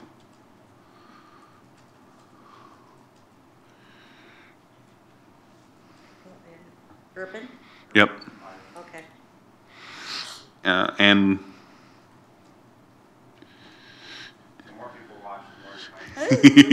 and leadership through service. Oh, it was 4 lines. Oh, I was way off. No, because she has for effective twice. So she has Okay. to take that off. And now it's back to 3. Hi. Great, thank you for catching that. See? That was straight to the point, forward thinking, covers our 3 main points. That's my suggestion. So. The only thing I would change in that is change becoming to is. Oh, yep. Yeah. That even makes it closer to 2 lines. I kind of think what's left out, though, is we have these extraordinary recreational resources. Well, that's part of the rural and urban life. I mean, that can come out when this is very high level. So if you say your quality, rural and urban life, all these recreational activities, they can come out in strategic objectives and then the actions that support that. But I live on a farm. Someone else, I raise a crop, and then a neighboring dairy raises another crop on my property. So I also think about farm fields, and you know, if you have a big dairy herd, you have a lot of manure, and I don't think of that as what I want to. I think that's separate from the natural resources So that's why I'm trying to differentiate somehow. But I mean, I don't dislike the idea of bulleting. I see what you're saying. Yeah. I think what I was looking at was we can continue to add more to this, but the catch is that we're going to hit a point where we get back to the problem of it being too wordy. And with the way farmers and agricultural communities don't say I'm in an agricultural community, they say I'm in a rural community. And the other point I would bring up is looking at the strategic plan, when you start thinking about setting priorities for the government,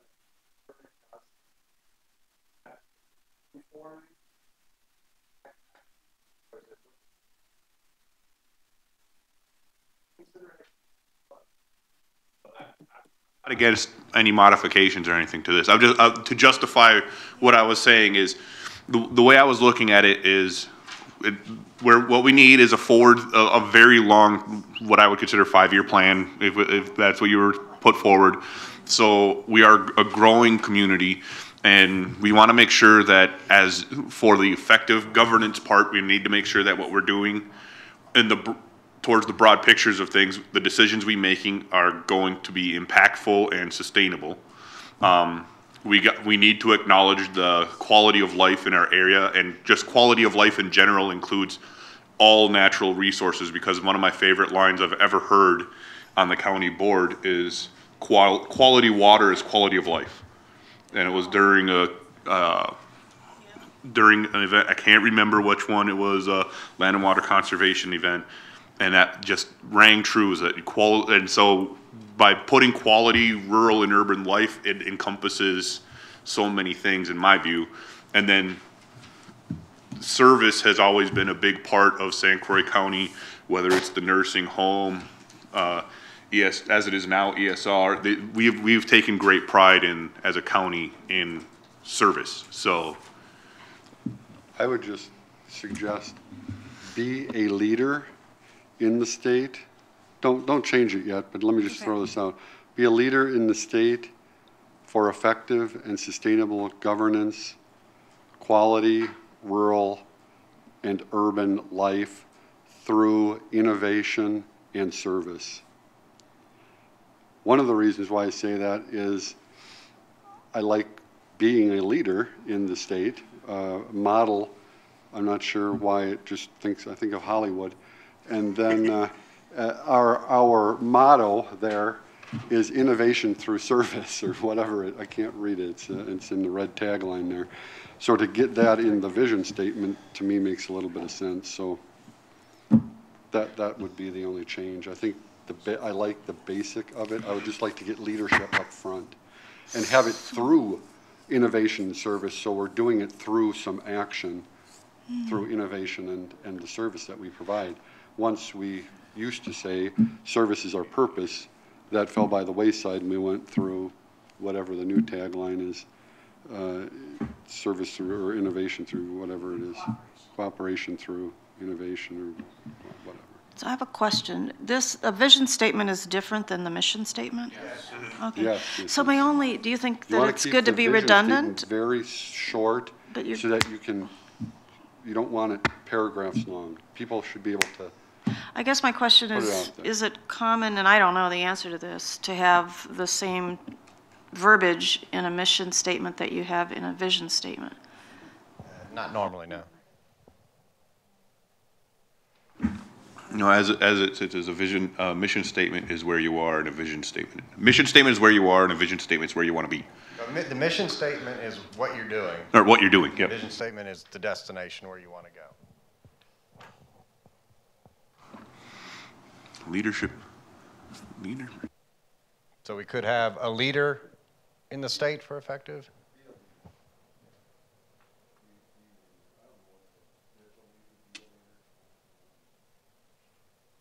Okay, be a leader.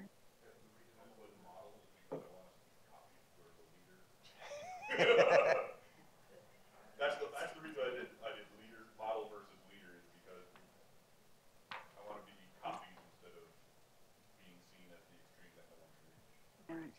Right. Where'd you want innovation and? Replace leadership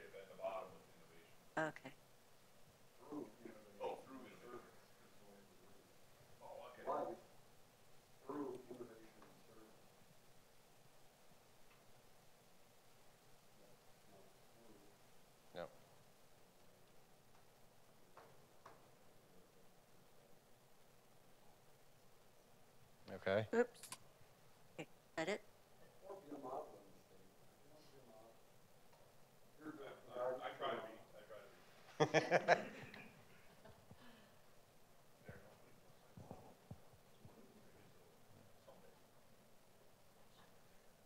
It's not.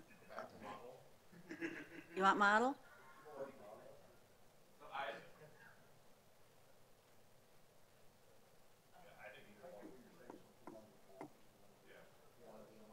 All right.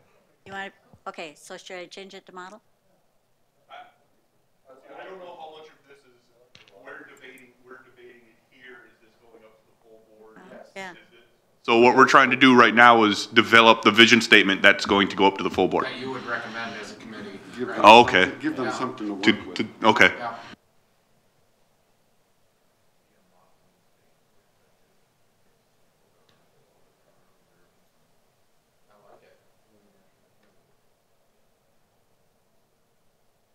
Is there a way to put service closer to the front? Since that's what government does?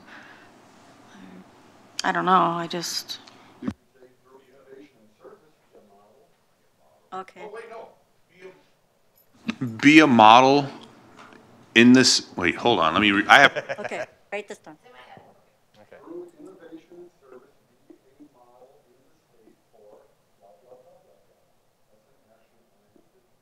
You put that innovation and service, I would like be a model in the state through innovation and service and for effective, you know, put that innovation and service first if you want, but. Yeah.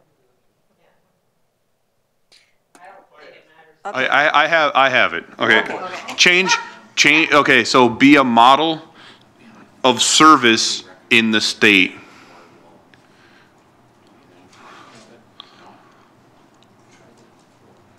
Okay. In the state, and then replaced for with through. And then you can get rid of, and then get rid of and service at the at the bottom. The innovation gets a bit clunky. Yeah. Yeah, well, you can remove the, Through I put and. yeah, put and where that through is. Quality urban life, yeah. How about moving innovation up after, so it'd say, be a model in this, model of service in the state through effective sustainable governance, innovation, and quality, urban and rural life. How's that sound? Okay, should we? Where am I? I think we should go back It's like to I'm the in high beginning. school. What do, Wait a minute. what if we replace the through with for, and then had another and right before quality, and then left off the and about innovation? Okay. Okay. what Be am a I model doing? of service in the state for effective and sustainable government. And then right before quality, add a and. Leave the comma in there after All right. governance. Sorry, that's right, you were the English major. Okay. There we go. Okay, and then I think take off innovation. Yeah. Okay.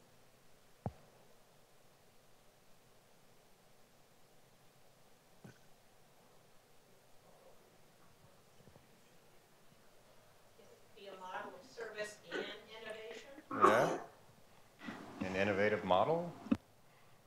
And I like that idea of innovation. That's the reason, it's already in our mission statement, that's probably one of the reasons I'd rather not have it in the vision statement. Okay. I mean, that's, because we have it in the vision, I mean, in the Can we mission. roll back up to the mission statement real quick? Yes. Maybe not. There we go. So, no, right down here. No. Here's vision, mission. It's down here, right here. There we go.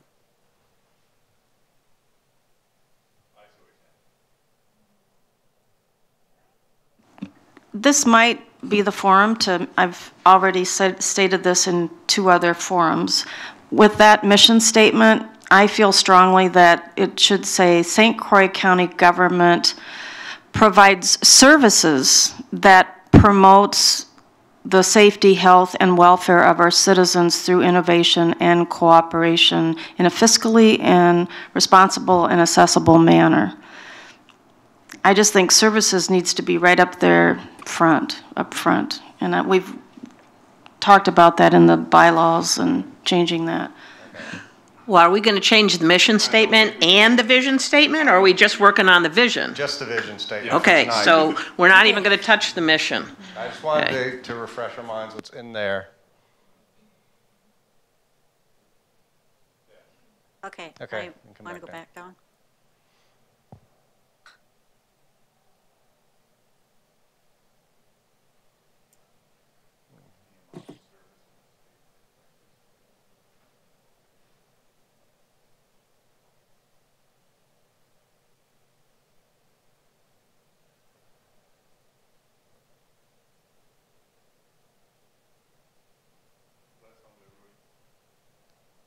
I just don't like the quality for some, reminds me of, I don't know, something.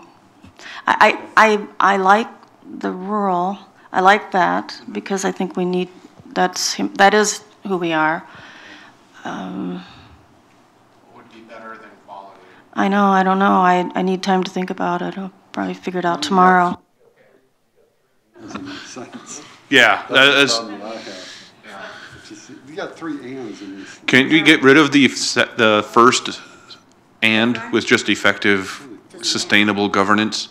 There you go. There is one last add I would maybe make. Something about the economy, like a strong. I can't think.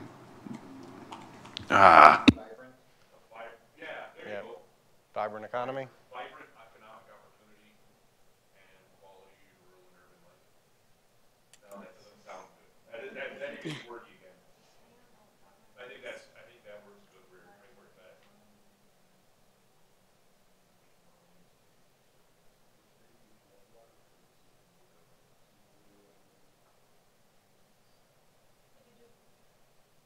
Sustainable governance, comma, vibrant economy, comma, and quality rural and urban life.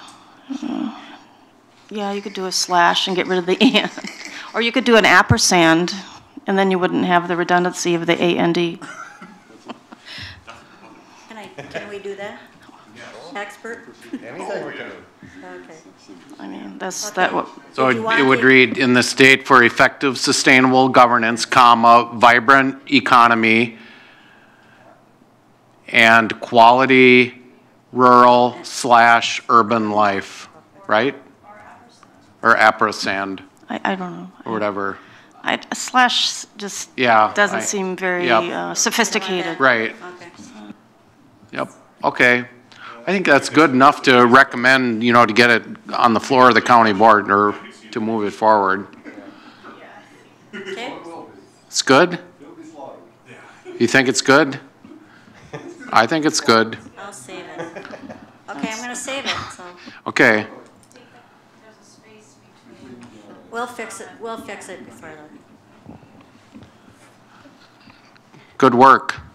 Okay. Vision statements by a committee always. Yeah, It's fun stuff. it's fun. It's the Thank you, fastest Eric. one. Yeah, you're welcome. Thank you. Thank you, Joanne. Thank you, Ryan. Thank you very much. Yep. So now we have the resolution number 8, next up. All right, so the resolution would be approving moving this vision statement to the full board for approval. What does it do? What does what do?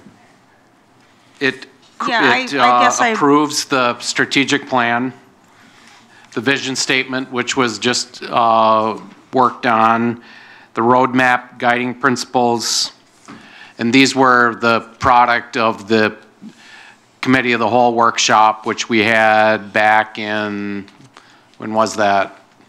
July. July.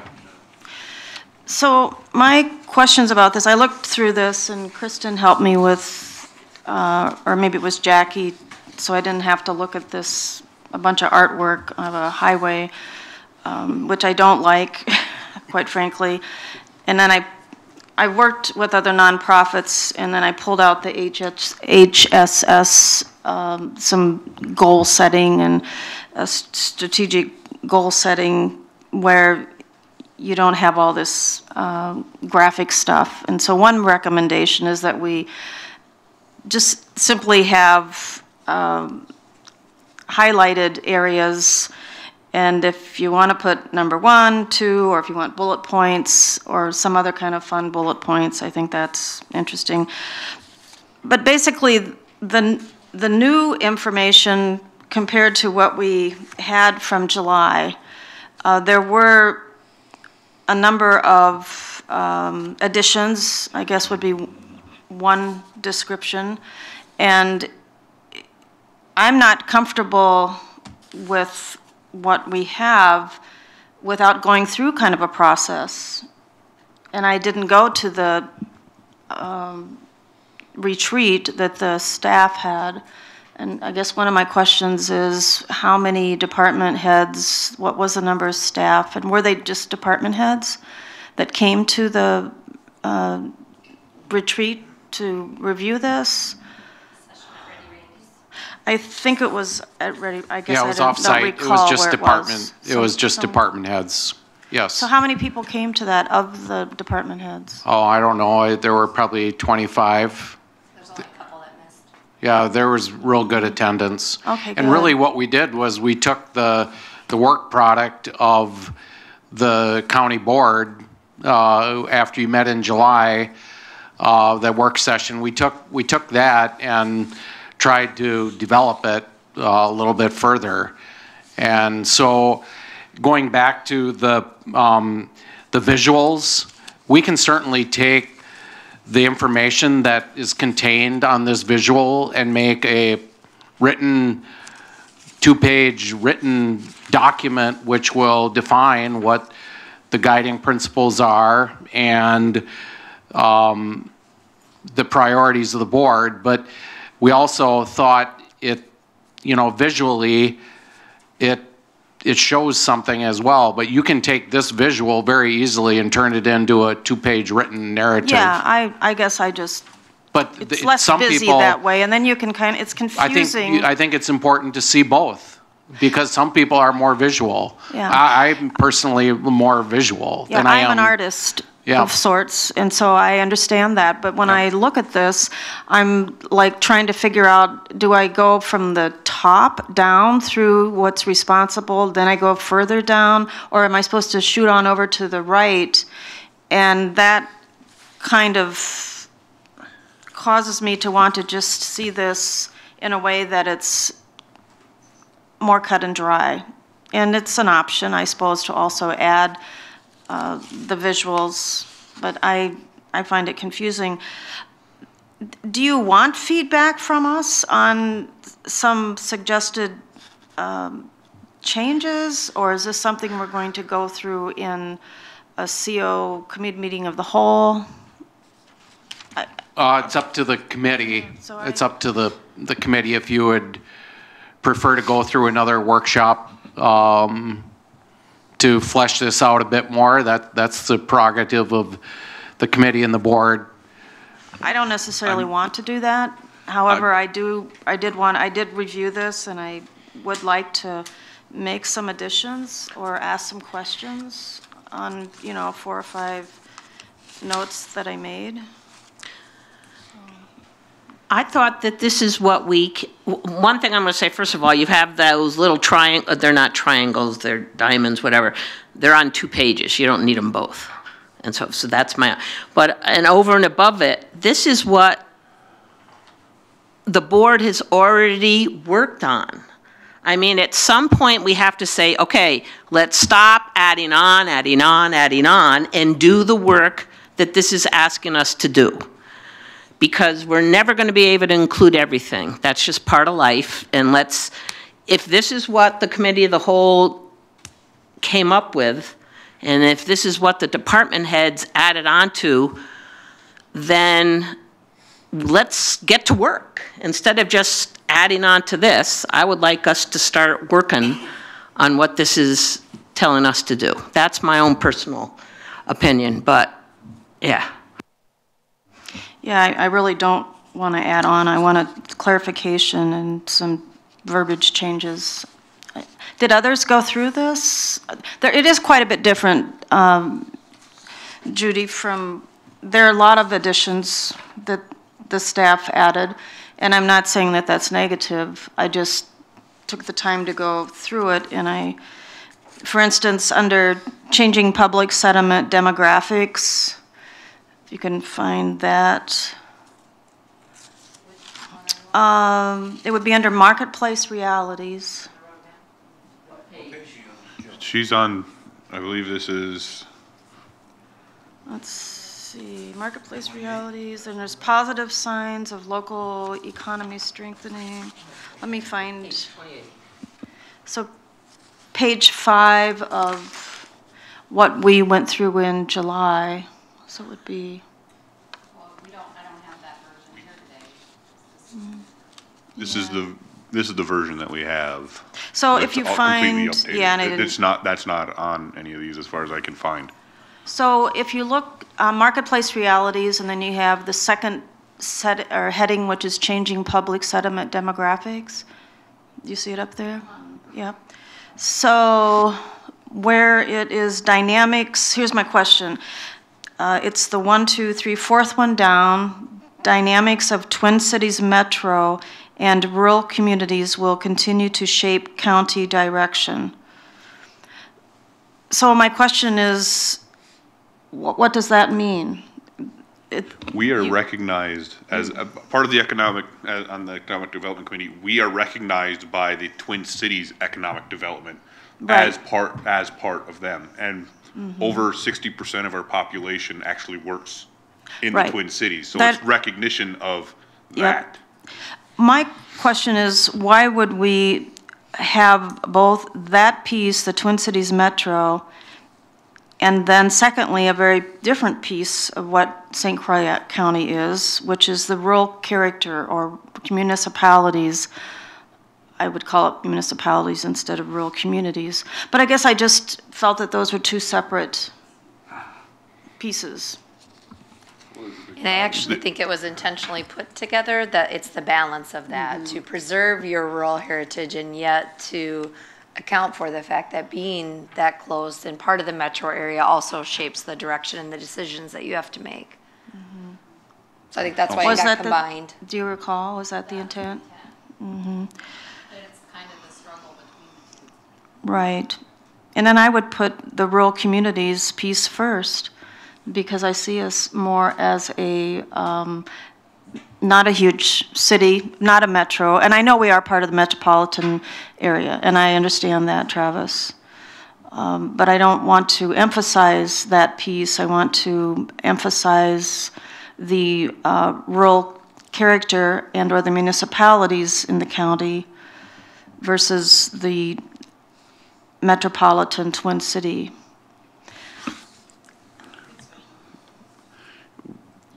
I don't even think that requires an amendment because it's not on this.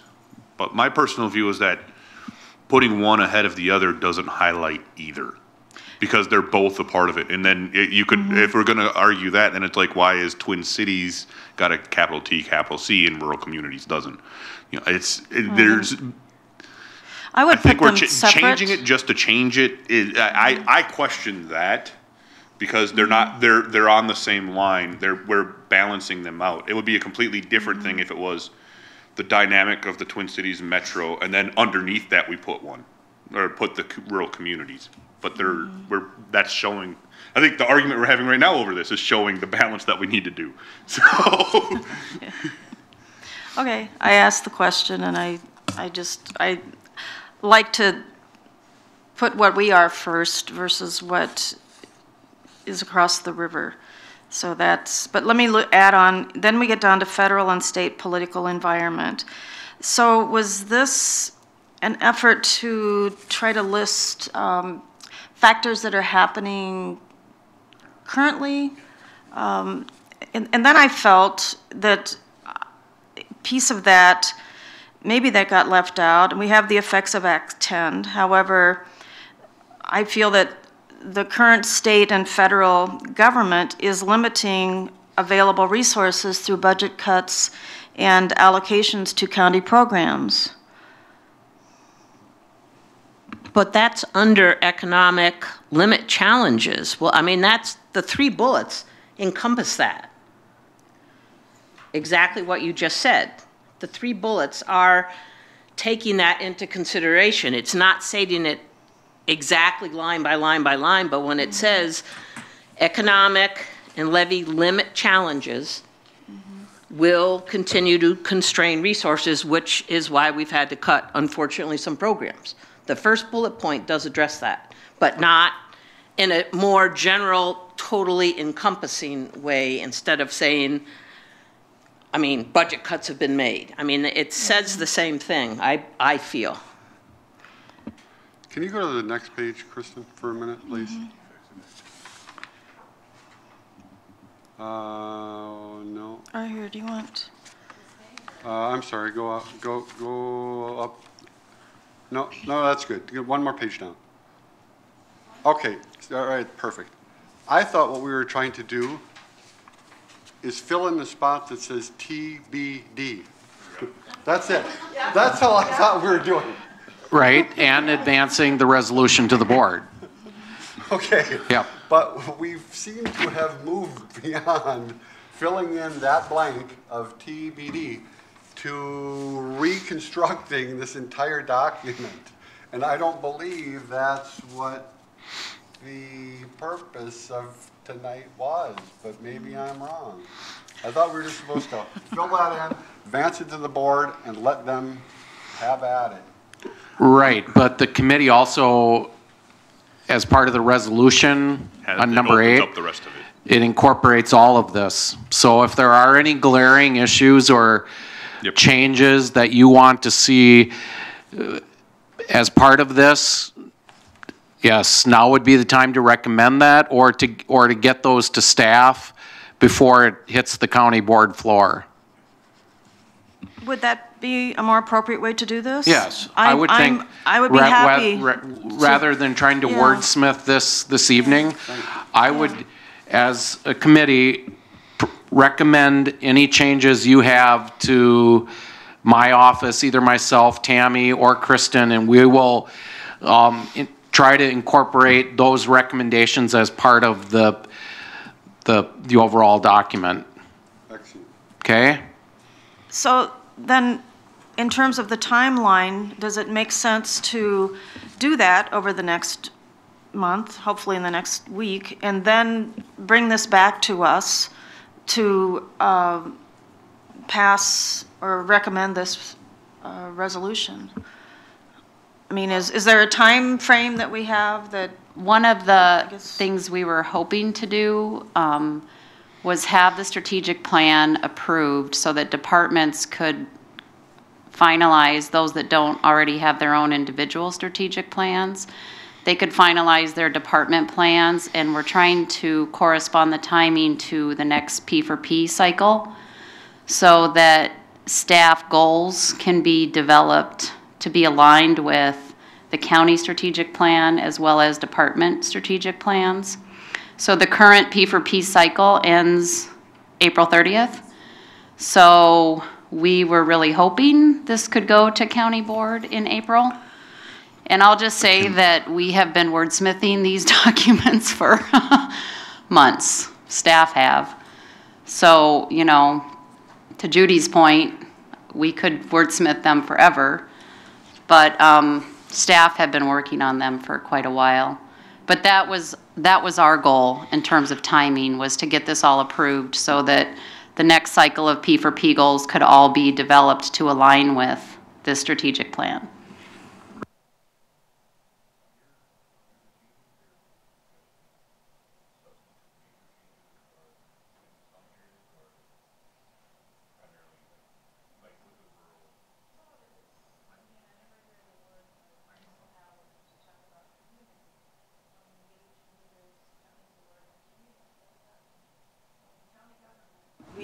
municipalities. So I'm not seeing some language that, I'm not seeing some language that is common in county government, which includes the municipalities. I actually took this to heart. I have a marketing communications background, and it was like, okay. I see what you're saying. I'm going to work on this. And Kristen and Jackie were helpful enough to get rid of some of the artwork so I could have a workable list. And I'll just say that the last strategic plan that we developed, we ended up having to develop marketing tools, and we hired Resco to help us turn them into marketing pieces. So we kind of started with that end goal in mind this time. The last time around, what we produced for the strategic plan was very Word document, text-driven, and then we, after the fact, had to put together the marketing tools, you know, that got communicated to the county and staff. So this time we tried to incorporate them kind of all into the same step, but we could back out of some of the graphics as well. Well, I definitely don't want to incur additional expense to finish this, and I don't think that would be appropriate. I'm not supporting that. It's my suggestion to at least have a clean, easy copy to be able to follow without having to. It's fun, but it's not necessary. It's not an art organization. I guess that was troubling. But in addition, I would like to offer some suggestions that I think are valid, and I don't have to do it tonight, but I would like the opportunity to do that because I thought that's what we were supposed to do. Jill, you could either submit those to us or we could set up time to go through them. Yeah, okay. That'd be excellent. Thank you. Okay. Are there any other questions or comments? Do we need a motion? Yes, because there is an actual resolution, we would need a motion. I would make a motion to the full to board. move this to the full county board with the vision statement, draft vision statement that we have, and the inclusion of any ideas that Jill has passed to the administrative staff. There's been a motion. Is there a second? I'll second. Okay.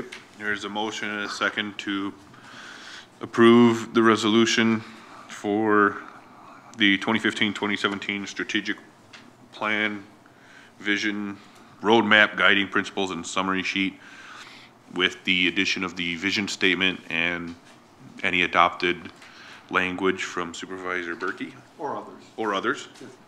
Oh, open it up. Any further discussion? All right, seeing none, I'll call the question. All those in favor signify by saying aye. Aye. Aye. Opposed, same sign. And the motion carries. All right, we'll move on to item number 9, the Rules and Bylaws Subcommittee Report. Yes, I believe Corporation Counsel Cox will lead us in a kind of a brief update of the work that the subcommittee on rules and bylaws. I know they met last Friday and had about a half-day work session and got a lot of work done. Scott? Okay, and Supervisors Kiesler and Berkey, feel free to hit any other highlights that I haven't hit. I have a whole summary here, but I think I'll just maybe 5 or 6 things that we've talked about and worked on in our last 2 meetings. We met on February 2nd and February 13th. On February 2nd, we had a great deal of discussion about the role of the Committee of the Whole in terms of whether the Committee of the Whole would be a committee that would forward resolutions directly to the board, or whether the committee would be a committee that would receive information and then forward recommendations to a standing committee. So the draft as it sits now contemplates that the Committee of the Whole would make recommendations to a standing committee, and then it would be up to the standing committee to bring an issue to the board, which is a change from the current rules. It's further contemplated that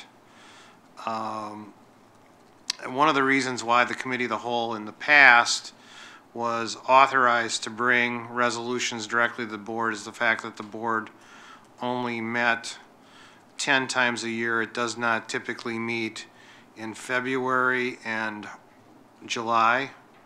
And so the thought is that the board should meet 12 times a year.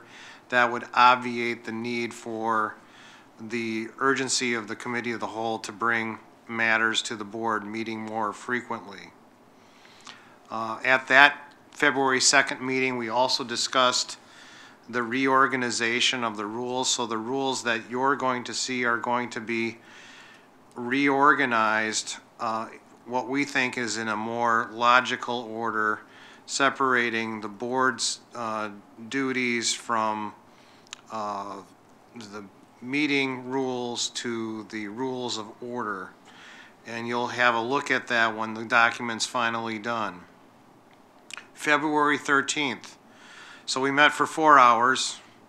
It was a marathon meeting.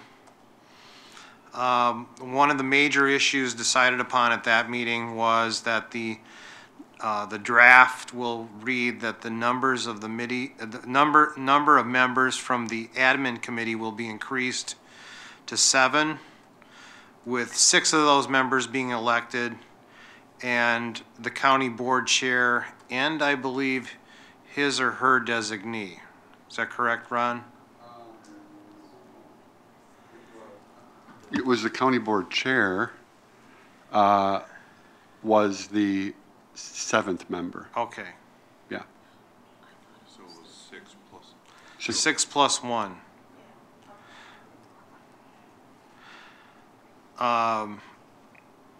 We're addressing the issue of standing committee elections. It was decided based upon the Corporation Council's advice that the county would do away with the secret elections of committee members due to the concerns of its questionable nature under the open meetings law, so that the way the board rules will read now is that the election of committee members to various committees will be done by open ballot that would be signed by a board member. So in the end, you'll know who voted for who. But there will still continue to be a secret ballot for the chair and vice chair. There was a considerable discussion about the manner in which public comment would be received, and the draft will be amended to reflect that public comment will be received only at the beginning of the meeting, and public comment would be received on anything before, on the agenda or not on the agenda. So any topic would be open for public comment with a time period of 3 minutes for anyone choosing to comment. The thought there was that on a controversial issue or any issue, the board is in session doing their business, and it would be far more orderly for everyone who chose to comment on anything to comment at the beginning of the meeting. Yep. I had to step out at that point, so I have a question. Normally, I wouldn't want to ask a question of you because you don't know the answer? Because I don't know the answer, and I should have been there, but I had to step out. We'll get into why you weren't there later. Okay. Okay. My question is okay, I agree with that change. I think it's good, but then once the meeting is in progress, right, and we get to the item, the business item, and someone in the back is going like this, then what? No. They can't speak. Okay, that's what I thought. However, if there is expert testimony from a presenter or, whatever, that would be allowed during the meeting, during that piece, because you're bringing up the, I don't know, St. Croix crossing, and you need to refer to the expert about that. Well, their expert testimony, so to speak, would be offered, but it's not for or against. It's simply stating the facts. Where the discussion at the beginning was offered as providing information, but that information be maybe biased for or against the topic. There's a procedure for the board to recognize someone from Yep. that the board desires to hear from during the middle of their deliberations. But it's really intended that the public comment would be at the beginning of the meeting, which I think is, for those municipalities and counties that have public comment, that's the most common time period. It's before any business actually occurs. And I was going to wait till the end. okay. My last important bullet point is that we had a great deal of discussion about the invocation at board meetings. The fact that they tended to be primarily or exclusively Christian. Some members felt that this makes other people of other beliefs or non-beliefs feel excluded. Not every board has such a comment or invocation. Some have a moment of silence, some have nothing. It was decided that the draft going to the committee of the whole would include a moment of silence. Silence, and didn't we add reflection? We had this discussion, and so I thought reflection. Do you remember? Yes, It was. Silence and reflection. And Yes, reflection. you're correct. Just so you know. Yeah.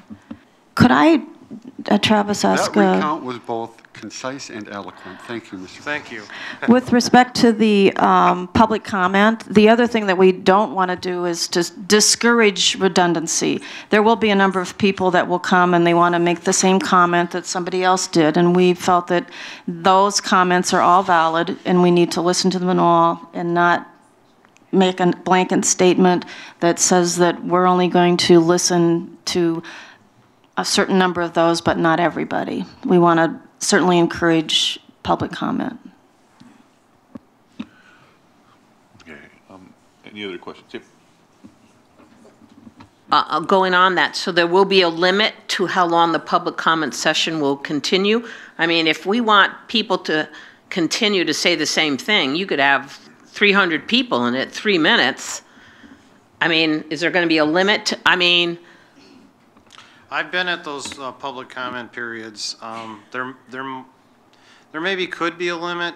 What we're thinking about is the limit per speaker of 3 minutes. So I've been at a public comment period that's lasted over an hour. Maybe that's a good idea. I would suggest that if it was redundant, repetitively redundant, that the chair of that meeting, if it's a full county board, then Roger, would look to the audience and say, are there any opinions differing from what we've already heard? And if so, please come forward for your 3 minutes. If not, can we please move this along? But I don't know if we really want to stifle the public from being able to be heard, you know. So, and there was a lot of debate when Scott goes, it was highly and hotly debated. So, and I'm sure it will be on the full county board, and I'm sure it will be in the committee of the whole. I'm sure it will be all sorts of places. Are there any other questions or comments? Okay, I have a quick question, and it's to the admin committee. So this committee will be expanding to 7 members. To include, the reason to expand to 7 is to include the chair of the full committee. What is why are we doing that? I think Supervisor Kiesler's. Well, I think there's a number of issues. One is to broaden the base of power, so to speak. Mm-hmm. The other is to include the chair as a part of the formal committee versus saying, well, you know, if you're elected to it, you're elected to it. If you're not, you're not. And so, you know, if it's a 5-member committee, as it's probably one of the more, if you will, powerful, arguably, and sought after in terms of election, that we look to broaden that so that no one sector of the community really could dominate that. You know, whether it be New Richmond and its surrounding communities out of 5, or Hudson and its surrounding communities out of 5, or when you start to get to 7, you really start to have a little more diversity, which I think we have now from rural and urban, but it isn't always that way. And I think there is a helpfulness in doing that. And then if you look to neighboring communities, and I used Pierce as an example, with a 17-member board, smaller board, they do have a 7-member, what they call F&P, or a Finance and Personnel Committee. So, and it does include the board chair. No, I'm not against that. I actually think that's a good idea. I was just curious of what the justification was. Power the second question, though, was when will this take place? Or will it be when we adopt the new rules and bylaws? Will we have to add on 2 members, or are we going to be doing that after the next election, just for a time frame purpose? Well, I'll make an assumption. We didn't talk about that, but I'm going to assume that once they're adopted, they're going to be effective, so that there would be an election for an additional member on the admin committee, and the board chair would automatically be on the committee.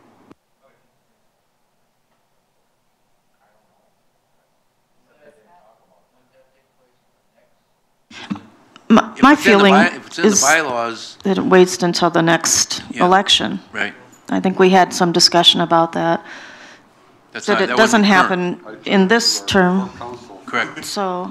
Well, I think you can do whatever you want to. So if you wanted to wait, you can. You know, that particular provision will be effective the 3rd Tuesday of April in 2016, or it can be effective immediately.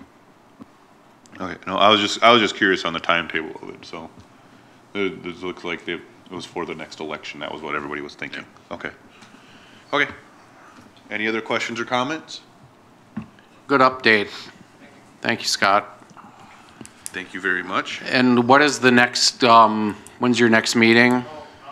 Time frame here, we're meeting on March 13th, and then hopefully that's our last meeting. We felt that we needed to push it back because of everybody's schedules for a committee of the whole meeting in April, and then presentation to the county board in May, hopefully for adoption. And we meet at 1 o'clock on the 13th if anybody wants to come. Right? Thank you. Just to follow, so the rules and bylaws would have to go through this committee first and then the full board, or would it go committee of the whole and then the full board? I think it's the subcommittee's recommendation to the board, right? Well, hearkening back to that motion, and it seems, I think it has to go back and forth from the committee of the whole to admin to committee of the whole, and then back. And I'll take a look at that. I forgot the exact sequence, but we'll take a look at that. Right. I believe that was set up a while ago. All right. Thank you for that update. We'll move on to item number 10, which is the finance director position update. Yes, Tammy and I will update the committee quickly. We had, I want to say, around 25 applicants submit resumes and applications. We interviewed 9 candidates: Travis Schochner, Roger, Christy Severson from the Clerk of Court's office, Tammy Funk, HR, Ellen Denzer, John Allegro, and myself. I believe that was it. We interviewed 9 candidates and are recommending 2 of those 9 be invited back for a second round of interviews, and as part of that second interview process, we would be having, and Tammy was going to work out the logistics, but having an opportunity to invite all county board supervisors at a certain time period to meet with the candidates, along with all department heads, any other staff that wants to be introduced to the two finalists. Tammy's going to work out those logistics, but that's kind of the plan. Our original intent was to hopefully have a finalist that I could recommend to the county board in March. I don't know if that's doable, but that was our goal. If it doesn't happen in March, it's going to have to go in April then. Just a update or a quick question about, is one of the members, I don't know if you'll be able to say yes or no, was one of the members the one that I missed? Okay. Yes. Yeah, Travis had to miss one of the very last interview that we did. Roger sat in on that, but he is one of the two.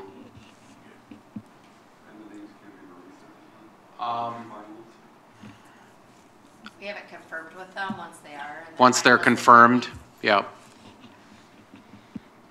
I don't know, did I miss anything, Tammy? I will add, Mr. Optimism here, the likely second interview and that panel date and county board invitation would be March 2nd.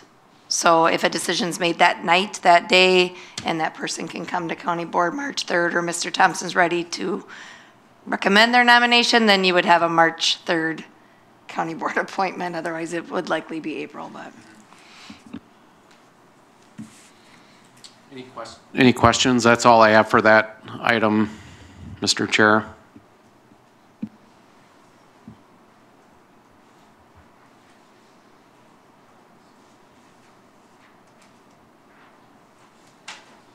Any other questions or comments? All right. Seeing none, looks like our next item on the agenda is to move into closed session. This requires a roll call vote. Correct. So let me read this off. We are going to move into closed session pursuant to Wisconsin statute 19.851F and G to consider personal histories of specific persons and preliminary consideration of specific personnel problems, which, if discussed in public, would likely have a substantial adverse effect upon the reputation of any person referred to in such histories or involved in such problems, and to confer with legal counsel who is rendering advice concerning strategy to adopt by the body with respect to litigation in which it is likely to become involved. I'd like to make a motion to move into closed session. Schochner? Yes. Berkey? Oh, Yes. Second. If you need it. Schochner? Yes. Berkey? Yes. Kiesler? Yep. Achterhoff? Yes.